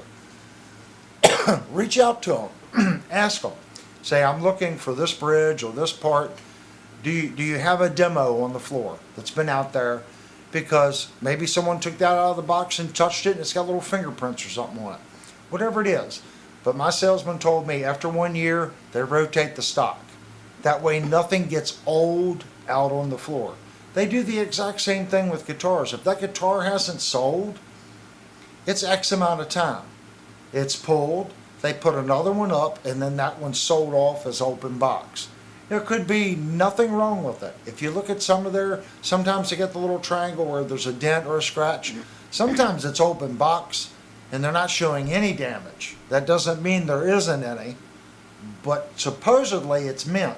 because they're not showing you where anything's damaged. Trucker Bob says the Godo fits if you use Floyd Rose 1000 posts. He installed a Godo in his Ibanez RG 450. Yeah, that's what we did on the Firefly. I put the Floyd Rose 1000 posts on it because the posts are larger diameter on the Godo. We did find that out. I just haven't fixed the route in the Firefly. It's rubbing the pocket, the tremolo mechanism. Another advantage to it, the Godo bolt and housing is a larger diameter than the Floyd. So the Floyd clears in the Firefly, George Lynch model, but the Godo doesn't. So if I take the licensed Floyd Rose bridge that they use in the gym and I stick it in the George Lynch Firefly, I'm hoping it clears without routing. Trucker Bob said, but you have to trim the pick guard just a little with a Dremel. Yeah, that's the whole point. I want to leave the gym stock. Okay? I don't want to get into routing out the pick guard and all that. This is the exact same bridge. Okay? Because that's the cheap Floyd Rose bridge that's in that guitar. It's a licensed. So the base plate's exactly the same. I just think that's going to be the easiest. I'm going to have my work cut out for me anyway on the neck on the guitar, cleaning up all the inlays and doing all that work to that guitar to get it like Brian's. When I feel her neck versus Brian's, it feels, I'm not, again, her guitar was a lot, Brian got a bad one. I do go back and watch my reviews, and the only thing I've seen people say on that one is after about 1.5 years, the tremolo started not holding, returning to zero right. That's usually a sign of bad metal, but I haven't had anyone come out and say, yeah, I got mine and the neck just felt like poop, the frets were sharp. I haven't gotten anyone that's posted that, but I do have a couple posts about the tremolo. His guitar, the neck was just really sanded poorly. I don't understand it because we have a lot of Ibanez's here below the $500 price mark, and none of them had that problem. I just got another Ibanez I was just playing right here, and the neck on that guitar is fine. So I think he just got a bad one, and that happens sometimes. Hopefully everyone that posts on there says, man, you just got a sour one. We're going to do a review on Linnell's too, and I want to do a full review on it, and I want to compare the two. I don't like giving anyone bad reviews. I like Ibanez, but in general, the guitar Brian received, in my opinion, at $550, they missed things. It was not a good guitar, and I want to qualify that because it does have an extra pickup, and it does have a floating bridge. This guitar is $450. It doesn't have the center pickup, and it doesn't have a floating bridge. BCG says Floyd Rose FRTS 200 is almost $500. I don't know. At $500, I don't think I would do a Floyd Rose. Jupe sent a super chat. Oh, thank you, Jude. At $500, guys, it puts you in the Kaler. And the Kaler bridge is just superior. You all can start throwing popcorn any second you want. I have gotten used to playing Floyd Roses, but I'm a Kaler guy. The Kaler bridge, when the arm goes to here, with that option, at $500, you can get the Kaler. When the tremolo bar fits here, it's now a fixed tail. And the advantage to that is, if I hit the low E and I come down and I bend hard, it's a fixed tail. My low E is going to stay in tune. Okay? I can then grab the bar, and as soon as it comes off the 5:30, 4 o'clock position, it unlocks the bridge. Now it's floating. That is a game changer, guys. Plus, you can tell them, I want brass saddles, I want stainless steel saddles, I want steel saddles. It does make a difference. What I found, if you like warm sounds, go brass. If you want more of an edgy sound, like pokey, bright, go stainless. You want to kind of mix it. I think if you did just the stainless, a steel saddle with the stainless pieces in there with the brass block, I think it would probably be the best bet. I like the steel. Steel has a sound. Okay, you might even go with brass saddles with stainless steel pieces that the string goes over with a steel block. That's probably how I would order my Kaler, and I'd want the lock. At $500, I know I can get the Kaler. It might be $550, but either way, that's a far superior bridge than the Floyd, because it's now a fixed tail. Then it's not a fixed tail. It's a fixed tail. It's not a fixed tail. You got all the advantages of the fixed tail plus all the advantages of a tremolo. It's still going to have that firmer feel. If you want the softer feel, like I'm talking to Jupe right now about guitars, he wants something that's got a little softer feel. And we're discussing maybe doing a guitar for him with a Kaler cam bridge, like a 2300 Kaler bridge on it. I know once he plays it, that would be it. He would throw rocks at even the Kaler Fulcrum bridge, Floyd Rose bridge, the Edge bridge. Once he plays a cam bridge and he feels that bar, he's going to go, yeah, this is me all day long. I've listened to him say what he likes, and I personally feel that he would be the perfect candidate for a Kaler cam bridge. That's my opinion. I want to get him into something that's not super expensive to start with, see if he likes it.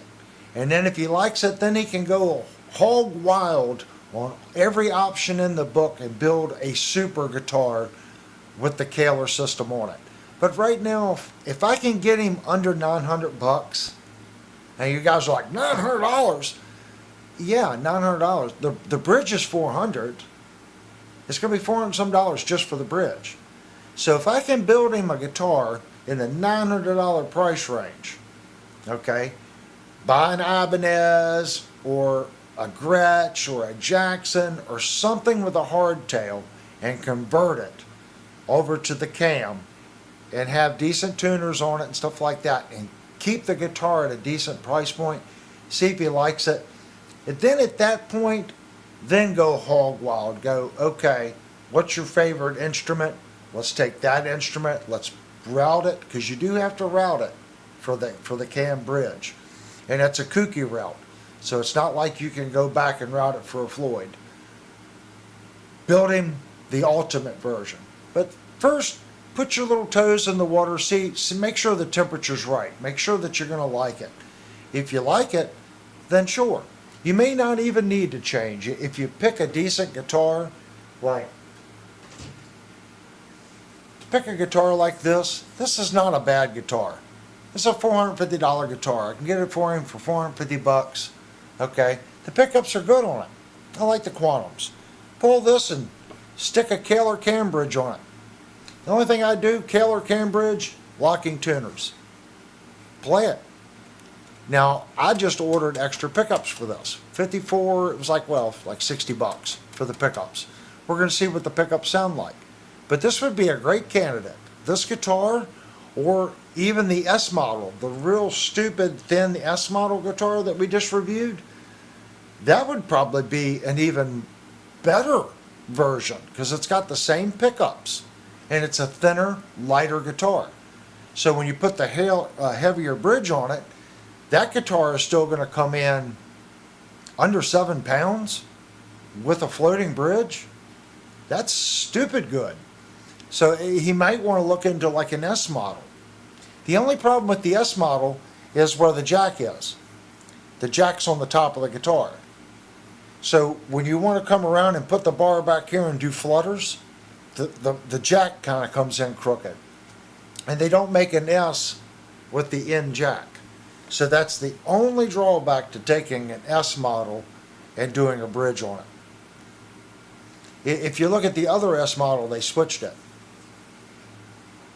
I don't know what your all's thoughts on that. If you guys have any thoughts for Jupe on something like that. If you got suggestions, I do know that G&L was making some Kaler loaded guitars. So if anyone in the audience sees a G&L, because they just went out of business, for sale with the Kaler locking bridge at a discount, post it in our Discord for Juke, and he can go check it out.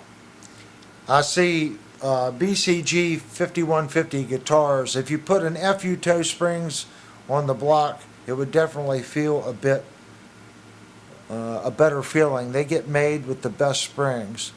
The issue, BCG, is you have a rate on the spring, okay?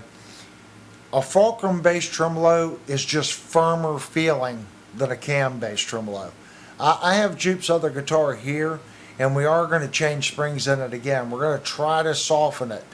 The drawback is, with that style, the way the fulcrum works, okay, since it's not a cam, you're cantilevered, where your string goes into the saddle versus the fulcrum point, and your block is behind the saddle.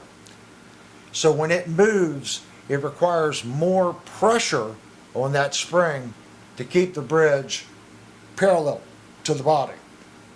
When you start over softening the springs, now the tremolo comes up.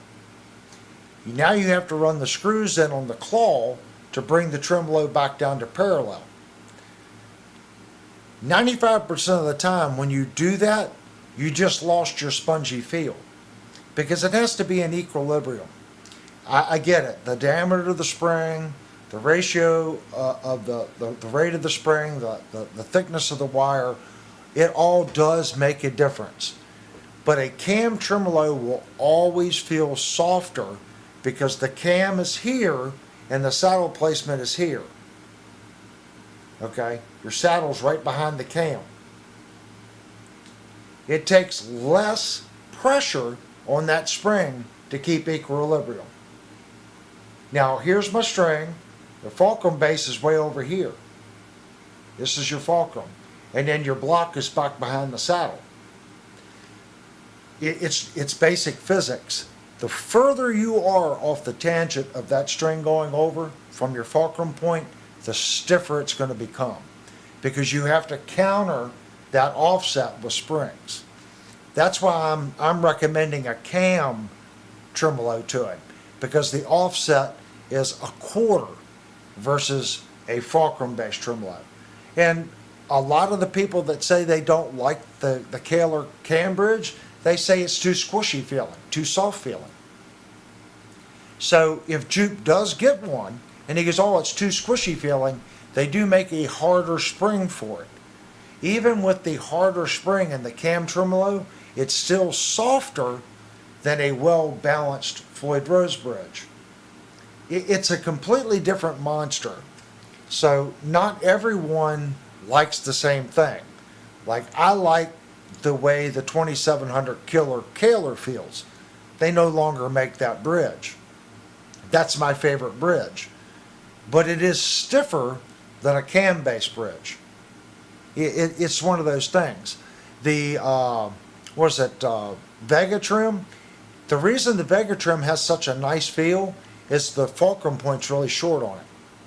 If you look at the bracket that you attach to the guitar, it's not the same distance as the Floyd. It's half the distance from the back of the saddle radius, where it comes over, to the fulcrum as a Floyd Rose. And in turn, that makes that bridge softer feeling. So I don't know if Jupe has a standard Strat. He might want to consider doing a Vega trim on the Strat. The disadvantage to the Vega trim is there's no fine tuners. So you can't have a locking bridge with the Vega trim. There's 1,000 different ways of doing it.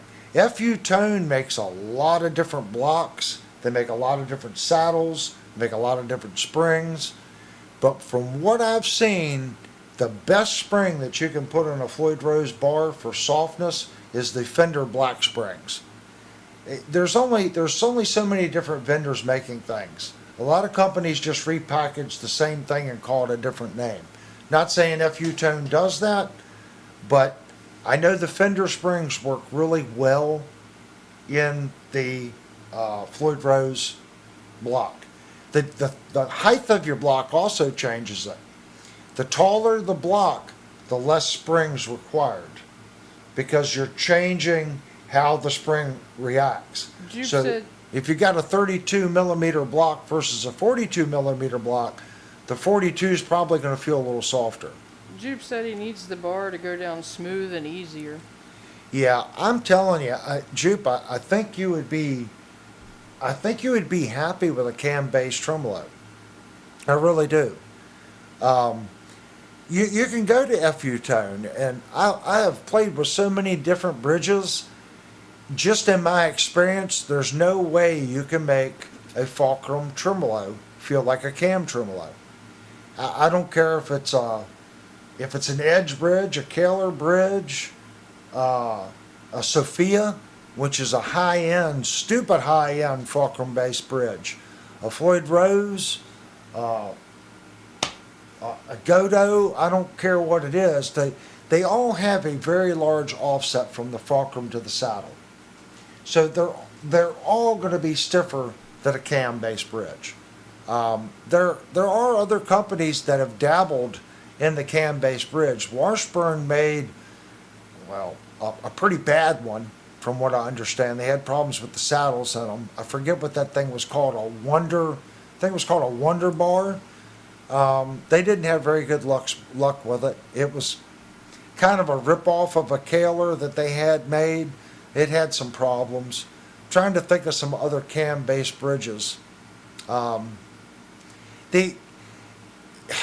There's so many out there. If you don't know who Sophia is, look at the Sophia bridges.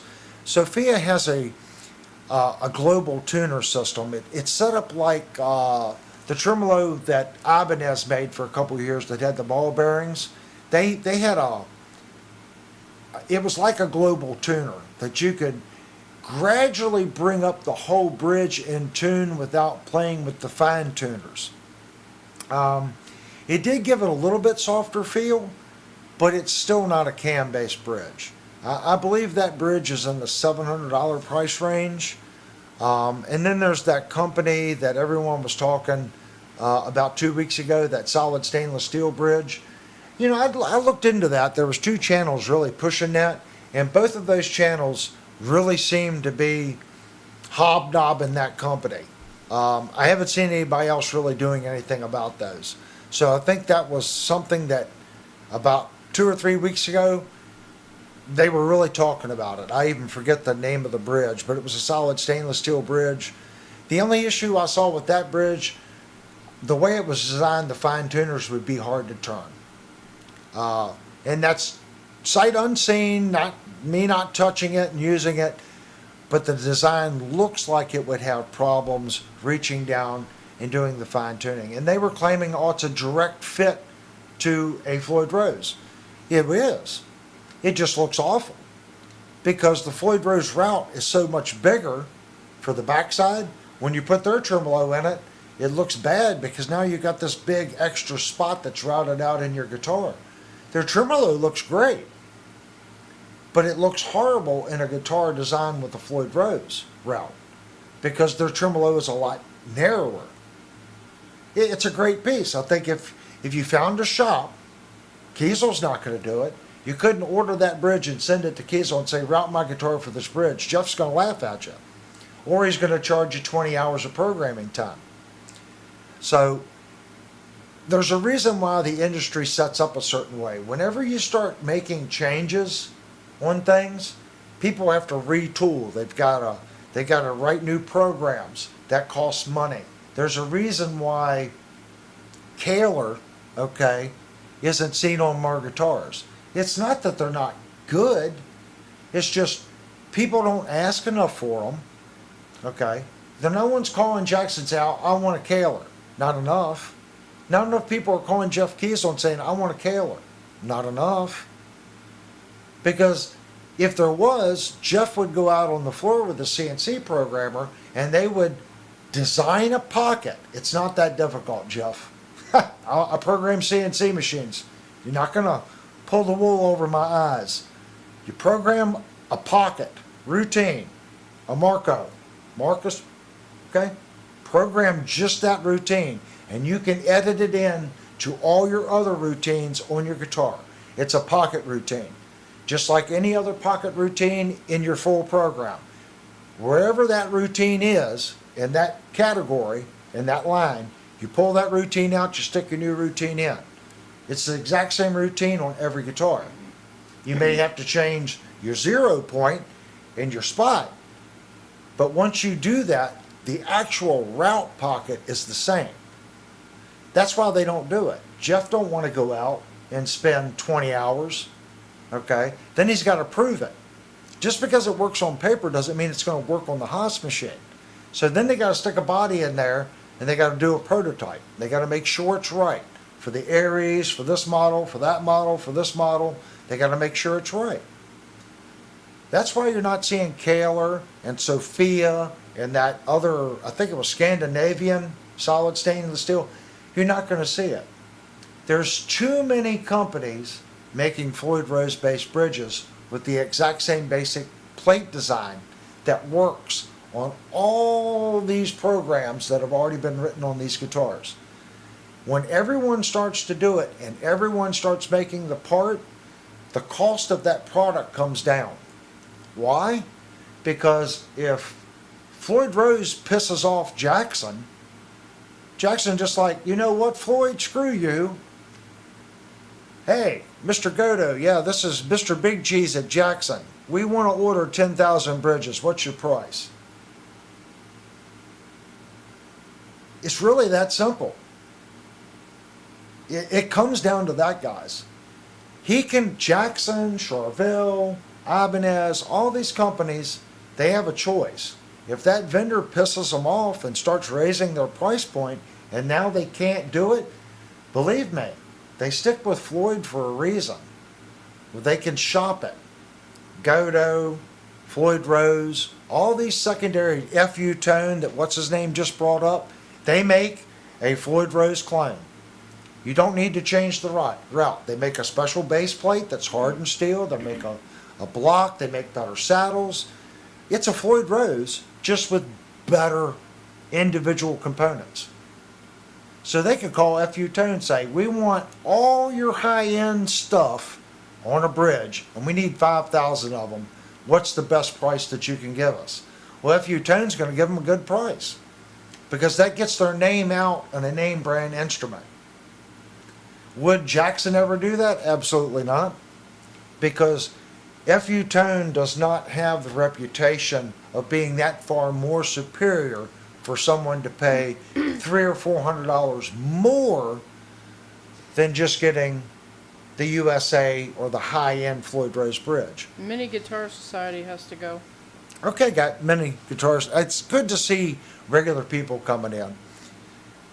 Can't say that enough, guys. I really appreciate everyone that comes every week and participates. I sit here and just yak, and I try to touch base on the talking points. Tonight we're just talking bridges. I don't even know how we got on the subject, but thank you so much for coming in, man. Don't forget to hit the like button on the way out. So that's why companies do it, guys. It's not that Floyd Rose is better than Kaler, or it's better than FU Tone, or it's better than Godo. They're doing it because of the route, okay? The Godo's close enough. Is it a perfect match to the Floyd? I don't think it is. I think there's a little difference in the base plate. I would have to look at it. I would have to mic it. It may not be. But I know there's a difference in the edge. The edge base plate is different than the Floyd base plate. That's why they do it. I called or sent a message. Jeff Kiesel does a live stream. It's either on Wednesday or Thursday nights. And I sent in a message. If I send you a Kaler 2700 killer bridge, will you build me a guitar with that bridge in it? 100% he said, no. Why? He don't want to mess with it. I'm a nobody. Two, he doesn't want to take the time, and he goes, why would I spend 20 hours? He's not going to pay me my time to program that. And he's probably right. I wouldn't. On a $2,400 guitar, if I put a 2700 in it, one, I'm going to pay $600 for the bridge, and I'm going to pay him another $1,000 to rewrite the program. That makes the guitar unfeasible for me. And no one's going to call him wanting a route for a 2700 killer. The bridge hasn't been made in 30 years. So I think people are calling him about the Spider and the new 2700. Now, I'm waiting for the comment saying, I just went to Kaler, they make the 2700. It's not the same bridge. Another reason why I'm not too keen on Floyd Rose was what they did to Kaler. You know, they said that they did this and they did that, and they wanted a licensed buy. Okay? Well, nothing on the 2700 killer was like the Floyd Rose. And if it was just, we want a licensed buy, how come Kaler wasn't allowed to continue to make that bridge and put licensed buy? That's not what the lawsuit said. They had to cease making it. And Floyd Rose said, but you can't make this bridge. And you got to put our name on it, licensed by. Well, that doesn't make any sense. If it was just a licensing issue, make them make the superior bridge. It wasn't about licensing. It's about they made a superior bridge. And Floyd Rose didn't want it on the market because it was gaining traction. So he buried Kaler in lawsuits and court time and everything else. And when it was all said and done, he didn't allow him to build the bridge. He said, you can build this bridge. At that point, the judge should have looked at him and said, wait a minute. This is about this bridge. You're pissed that it doesn't say Floyd Rose license buy on it. We're going to require him to do it. Oh, no. He can't make that bridge, but he can make this bridge. I think if I was the judge, I would have said, no. You're complaining about this bridge because it's not licensed. He's going to make the bridge and put your licensing and give him. It didn't work out that way. He couldn't give him $10 a bridge. He had to cease production on it. So ever since then, I've been I got a bad taste in my mouth with this company because of that. It's almost as bad as Gibson.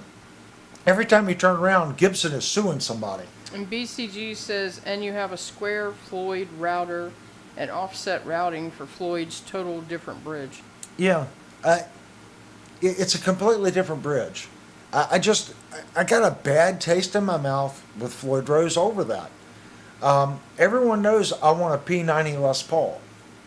I want a Gibson Les Paul with P90s. And there's another side of me that just says, screw Gibson. I don't care how good that guitar is, screw Gibson. Every time you turn around, they're suing somebody. How long did Dean make those guitars?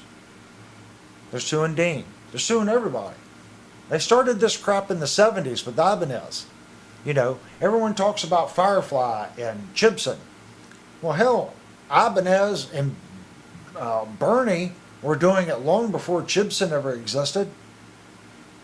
That's why they're called the lawsuit era guitars. Gibson sued them. They sue everybody. And it's all about, like right now, Gibson just put in something about the double cream pickups from DiMarzio.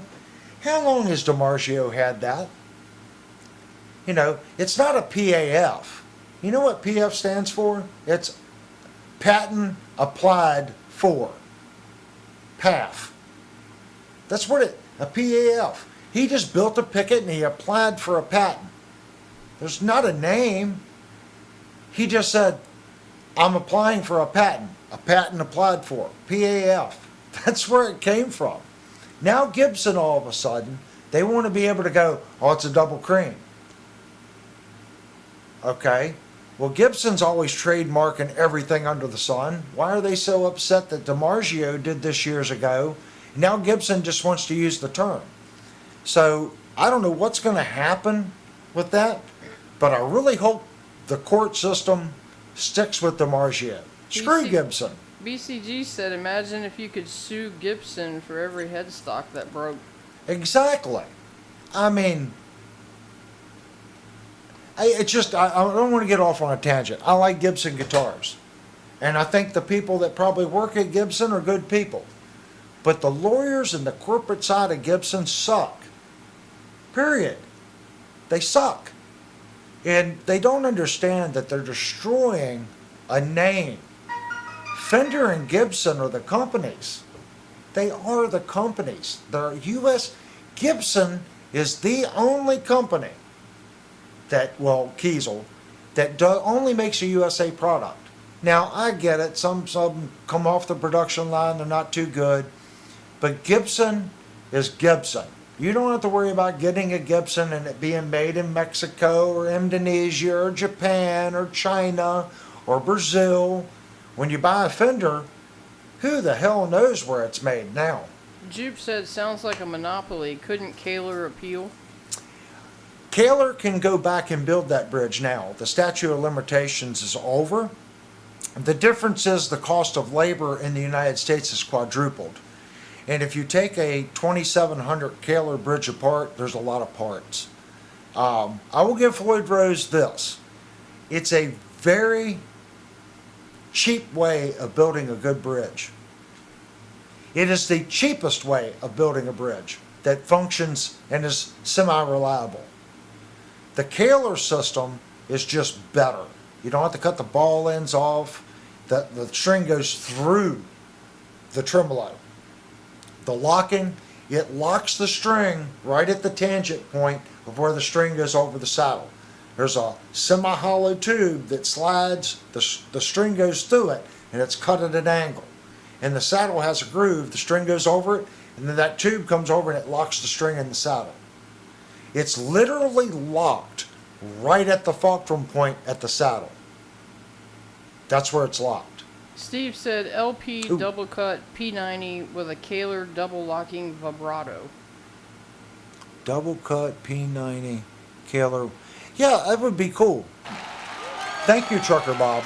And Steve also says, what are the pros and cons of a 24.75 and a 25.5 scale guitar? Pros to a 24.75, it bends easier. You can really bend the sound out of it. That's why people like Gibson. The drawback, can you feel it? I'm going to say you can. The frets get a little closer together on a 24 fret guitar. It's a shorter scale length. Even though it's only 3/4 of an inch, it makes a little difference.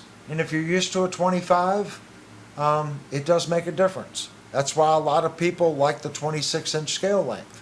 It opens up 24 frets just a little bit more. Some people say, I can't tell the difference. There's a tremendous, Adrian Vandenberg has always played 24.75s. And the guy plays down there just like it's nothing. So I think once you get used to it, it's good. The 25.5, like I said, a little bit more space between the frets, but it's a little harder, you know. You may have to go down a little bit lighter string. That's really the only two differences that I see. If you're doing a lot of drop tuning, a lot of people like to go a little longer, you know, so they can increase the gauge of the string so it doesn't flop as much. It really depends on what you're playing. I don't think there's one's better than the other. I think it's what you get used to. I have both here. That guitar right there is a 24.75 scale length, and the one I was playing tonight is a 25-inch scale length. So I think it's all in what you get used to. I can pick this guitar up, and if I immediately try to go down and hit high notes, I might miss fret for the first 5 or 6 minutes, but I'll instantly adjust within 5 minutes. It's not a major deal. But I don't know what you guys think about all that. I think the industry has really fallen off its rocker. I think if Gibson wants to do anything, Gibson should put its resources towards Gibson. You know, why don't they? Because the court system isn't over there. Dean was an easy money, easy target. You know, exact same thing with DiMarzio. It's a smaller company. It's an easy mean, easy target. It's here in the United States. They're not going to waste resources and try to get anything done over in China to stop it. They're not going to petition and waste resources to get the port authorities here in the United States to crack down on all these fake Gibsons. They're not going to make anything on it because they don't get any royalties now. Does that make sense? It's all about royalty checks. Just like people, I saw someone post, oh, the G&L website says coming soon. Doesn't matter. Fender got what they wanted. And people are like, what do you mean they got what they wanted? They got Leo Fender's name back. All the pictures of the old plant with him by the cars, they got the name back. That's what they got. That's all they wanted. Fender just did that.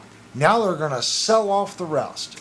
They went in, they looked at Gibson and what they're doing. Well, we had this old tooling, that old tooling, and this old tooling, and what Gibson screwed up with Heritage, Fender said, oh, look, some of that old tooling is still in that plant. We're going to go in, grab some of the tooling that we want. We're going to steal the Leo Fender name back because they couldn't say it was Leo Fender. But now go to Fender's website. Boy, they got Leo Fender smashed all over everything now. They couldn't before. That was G&L. Well, now it's Leo Fender again. It's Fender. That's all they wanted. So whatever company, if it comes back, they're not going to be able to use Leo Fender's name because Fender bought it, stripped it of anything they could possibly use, sold off the inventory to that other company, and whoever buys the name, it's going to be a shell of what it once was. And now you're getting some lag. I hate to say that, but that's what it's going to be, guys. It's going to be a shell of what it once was. And if you guys got a completely different opinion, that's what the chat is. Let's talk about it. Let's discuss. That's my opinion of what took place with G&L and what you're going to see. If it does come back, it's going to be a shell. Fender got what they wanted, and it's a shame. You can ask Linnell. I've looked at G&Ls for a long time. I just never bought one. The headstock was a little goofy, but it had nothing to do with them being a bad instrument. I wanted an ASAT so bad that, ASAT so bad it was funny. Birdman said rename the brand. Well, you're buying the brand. All you're doing is buying the name. So if you rename it, you didn't buy anything. Does that kind of make sense? It's like when Gibson bought Kramer. Did they buy Kramer or did they buy the name? Well, they bought the name. There was no Kramer. There was no tooling. There was no inventory. There was no nothing. Well, that's what Fender did. Fender went in, bought it, took the machines out that they wanted, sold the other machines, sold the inventory to, I forget what that liquidator company is that buys all this crap, sold all the inventory, then they took and it was the very next day, they were in the court systems pulling X over to Fender Corporate. So whatever's left, the G&L name, whatever patents Fender doesn't want. Okay, there were some patents in there too. So you can believe me, Fender's going to transcribe any patent that they want. That nicer bridge that Leo Fender come out with, well, that's Fender's now. That new high-tech, high output Telecaster pickup that still had the twang but more output, guess what? That's Fender's now. If they didn't want it, then they don't think they can use it. But if they think the next company that's going to buy it could beat Fender with it, it doesn't matter if they don't use it. They're going to keep it. I know you're like, well, why would they do that? Because they don't want them to have it. If they feel it's threatening, they're going to just keep it, even though they wouldn't use it. So whatever's left that Fender sells to this holding company, they're just buying the name. It may never go back in that other plant. It may be sourced, whoever buys the name, they may just go to whoever was making the import stuff and say, look, we want to remake the import line. These are the restrictions on what we can and can't do now. Can you make these changes and just bring them in as imports? And whoever buys it, if they're here in the United States, will just be an office with people bringing in imports. I doubt very seriously that Fender is going to take that plant and do a custom one-off G&L guitar. I just don't see it happening. I see more that it would be just an import company, someone bringing in imports and using the name. I hate to say that, but that's what I think is going to happen. All right, guys. My throat is sore, and we have been on for 2.5 hours. So that's pretty good for this little stream. If you haven't already, guys, please go down, hit the thumbs up button. And remember, this is a small channel. Please tell your friends about the channel. And we want people to come in, like the discussion we were having tonight on Fender and Kaler. The more people that have an opinion that can put it in the chat and everybody can talk about it, that's what we're trying to do here. I want an open channel. And I am trying to get better. Like tonight, I did look over a couple times and catch what you guys were talking about. I did try to follow along and track, but I caught about 5% of it. That's it. So I am trying to get better at that. Saturday night is our hangout night. Talking new products and just talking guitars. Penagor said he bought a Gibson era Kramer. He said, was it nice? Yes. Was it anything like the original Kramers? He said, hell no, very different. I have two. I have an original Kramer, and Penagor, I don't mean to upset you. Was Kramer American made? I'm being honest. The Kramer I have in there, it's stamped New Jersey all over it. But I know who it is. And you guys should know who that Kramer guitar was made by. Who is that guitar made by? ESP. It's an ESP with a Kramer logo on it. By 1986, I don't know what vintage Kramer you're talking about, Penagor. I'd say that the tail end of 84, ESP and this other company with an S on the starting name, I want to say Ciro or something like that, was making a lot of stuff for them. Penagor said his was Korea. Korea, yeah. Once that took place, by mid-85, 80% of their stuff was just being brought in and assembled. It's coming out now. A lot of that stuff was kind of hush-hush for many, many years. By 1986, I'm definitely going to say 80% of the stuff was outsourced to ESP. And I can't remember, it's Ciro or something like that. They make high-end guitars. But at the time, no one knew ESP. It wasn't until later on that ESP really started hitting the market. So you can look at it two ways. Maybe ESP got their feet wet and figured out what Kramer was doing and then refined it and then just said, okay, now that Kramer's fallen, let's really push our product. You know, that's happened in a lot of different guitar things. There's another company behind the scenes learning through the main company. And when they make a mistake, the other company that was making the product goes, oh, yeah, we figured out how to make it. We see how they screwed up. So now let's push our product. Does it always work? Sometimes it doesn't. But the Kramer that I have, it's a great playing guitar. And I have this Kramer, and I have a Kramer Beretta. They're all great guitars. Is the Kramer in that room in there a better guitar? Yes, it is a better guitar. It is a more refined instrument, if that makes sense. But that still doesn't mean that these are bad guitars. I think there's the mid-80s to about 92, let's say 85 to about 92, I personally feel most of these companies were making some of the best guitars they ever made. Whether it was ESP, Kramer, Peavey. I'm not going to say Gibson, because Gibson tried a couple times to reinvent themselves in the mid-80s, early 90s and failed. I think Fender just stuck with their guns and made what they thought would sell, what was tried and true. Gibson, on the other hand, they made a couple Super Strats.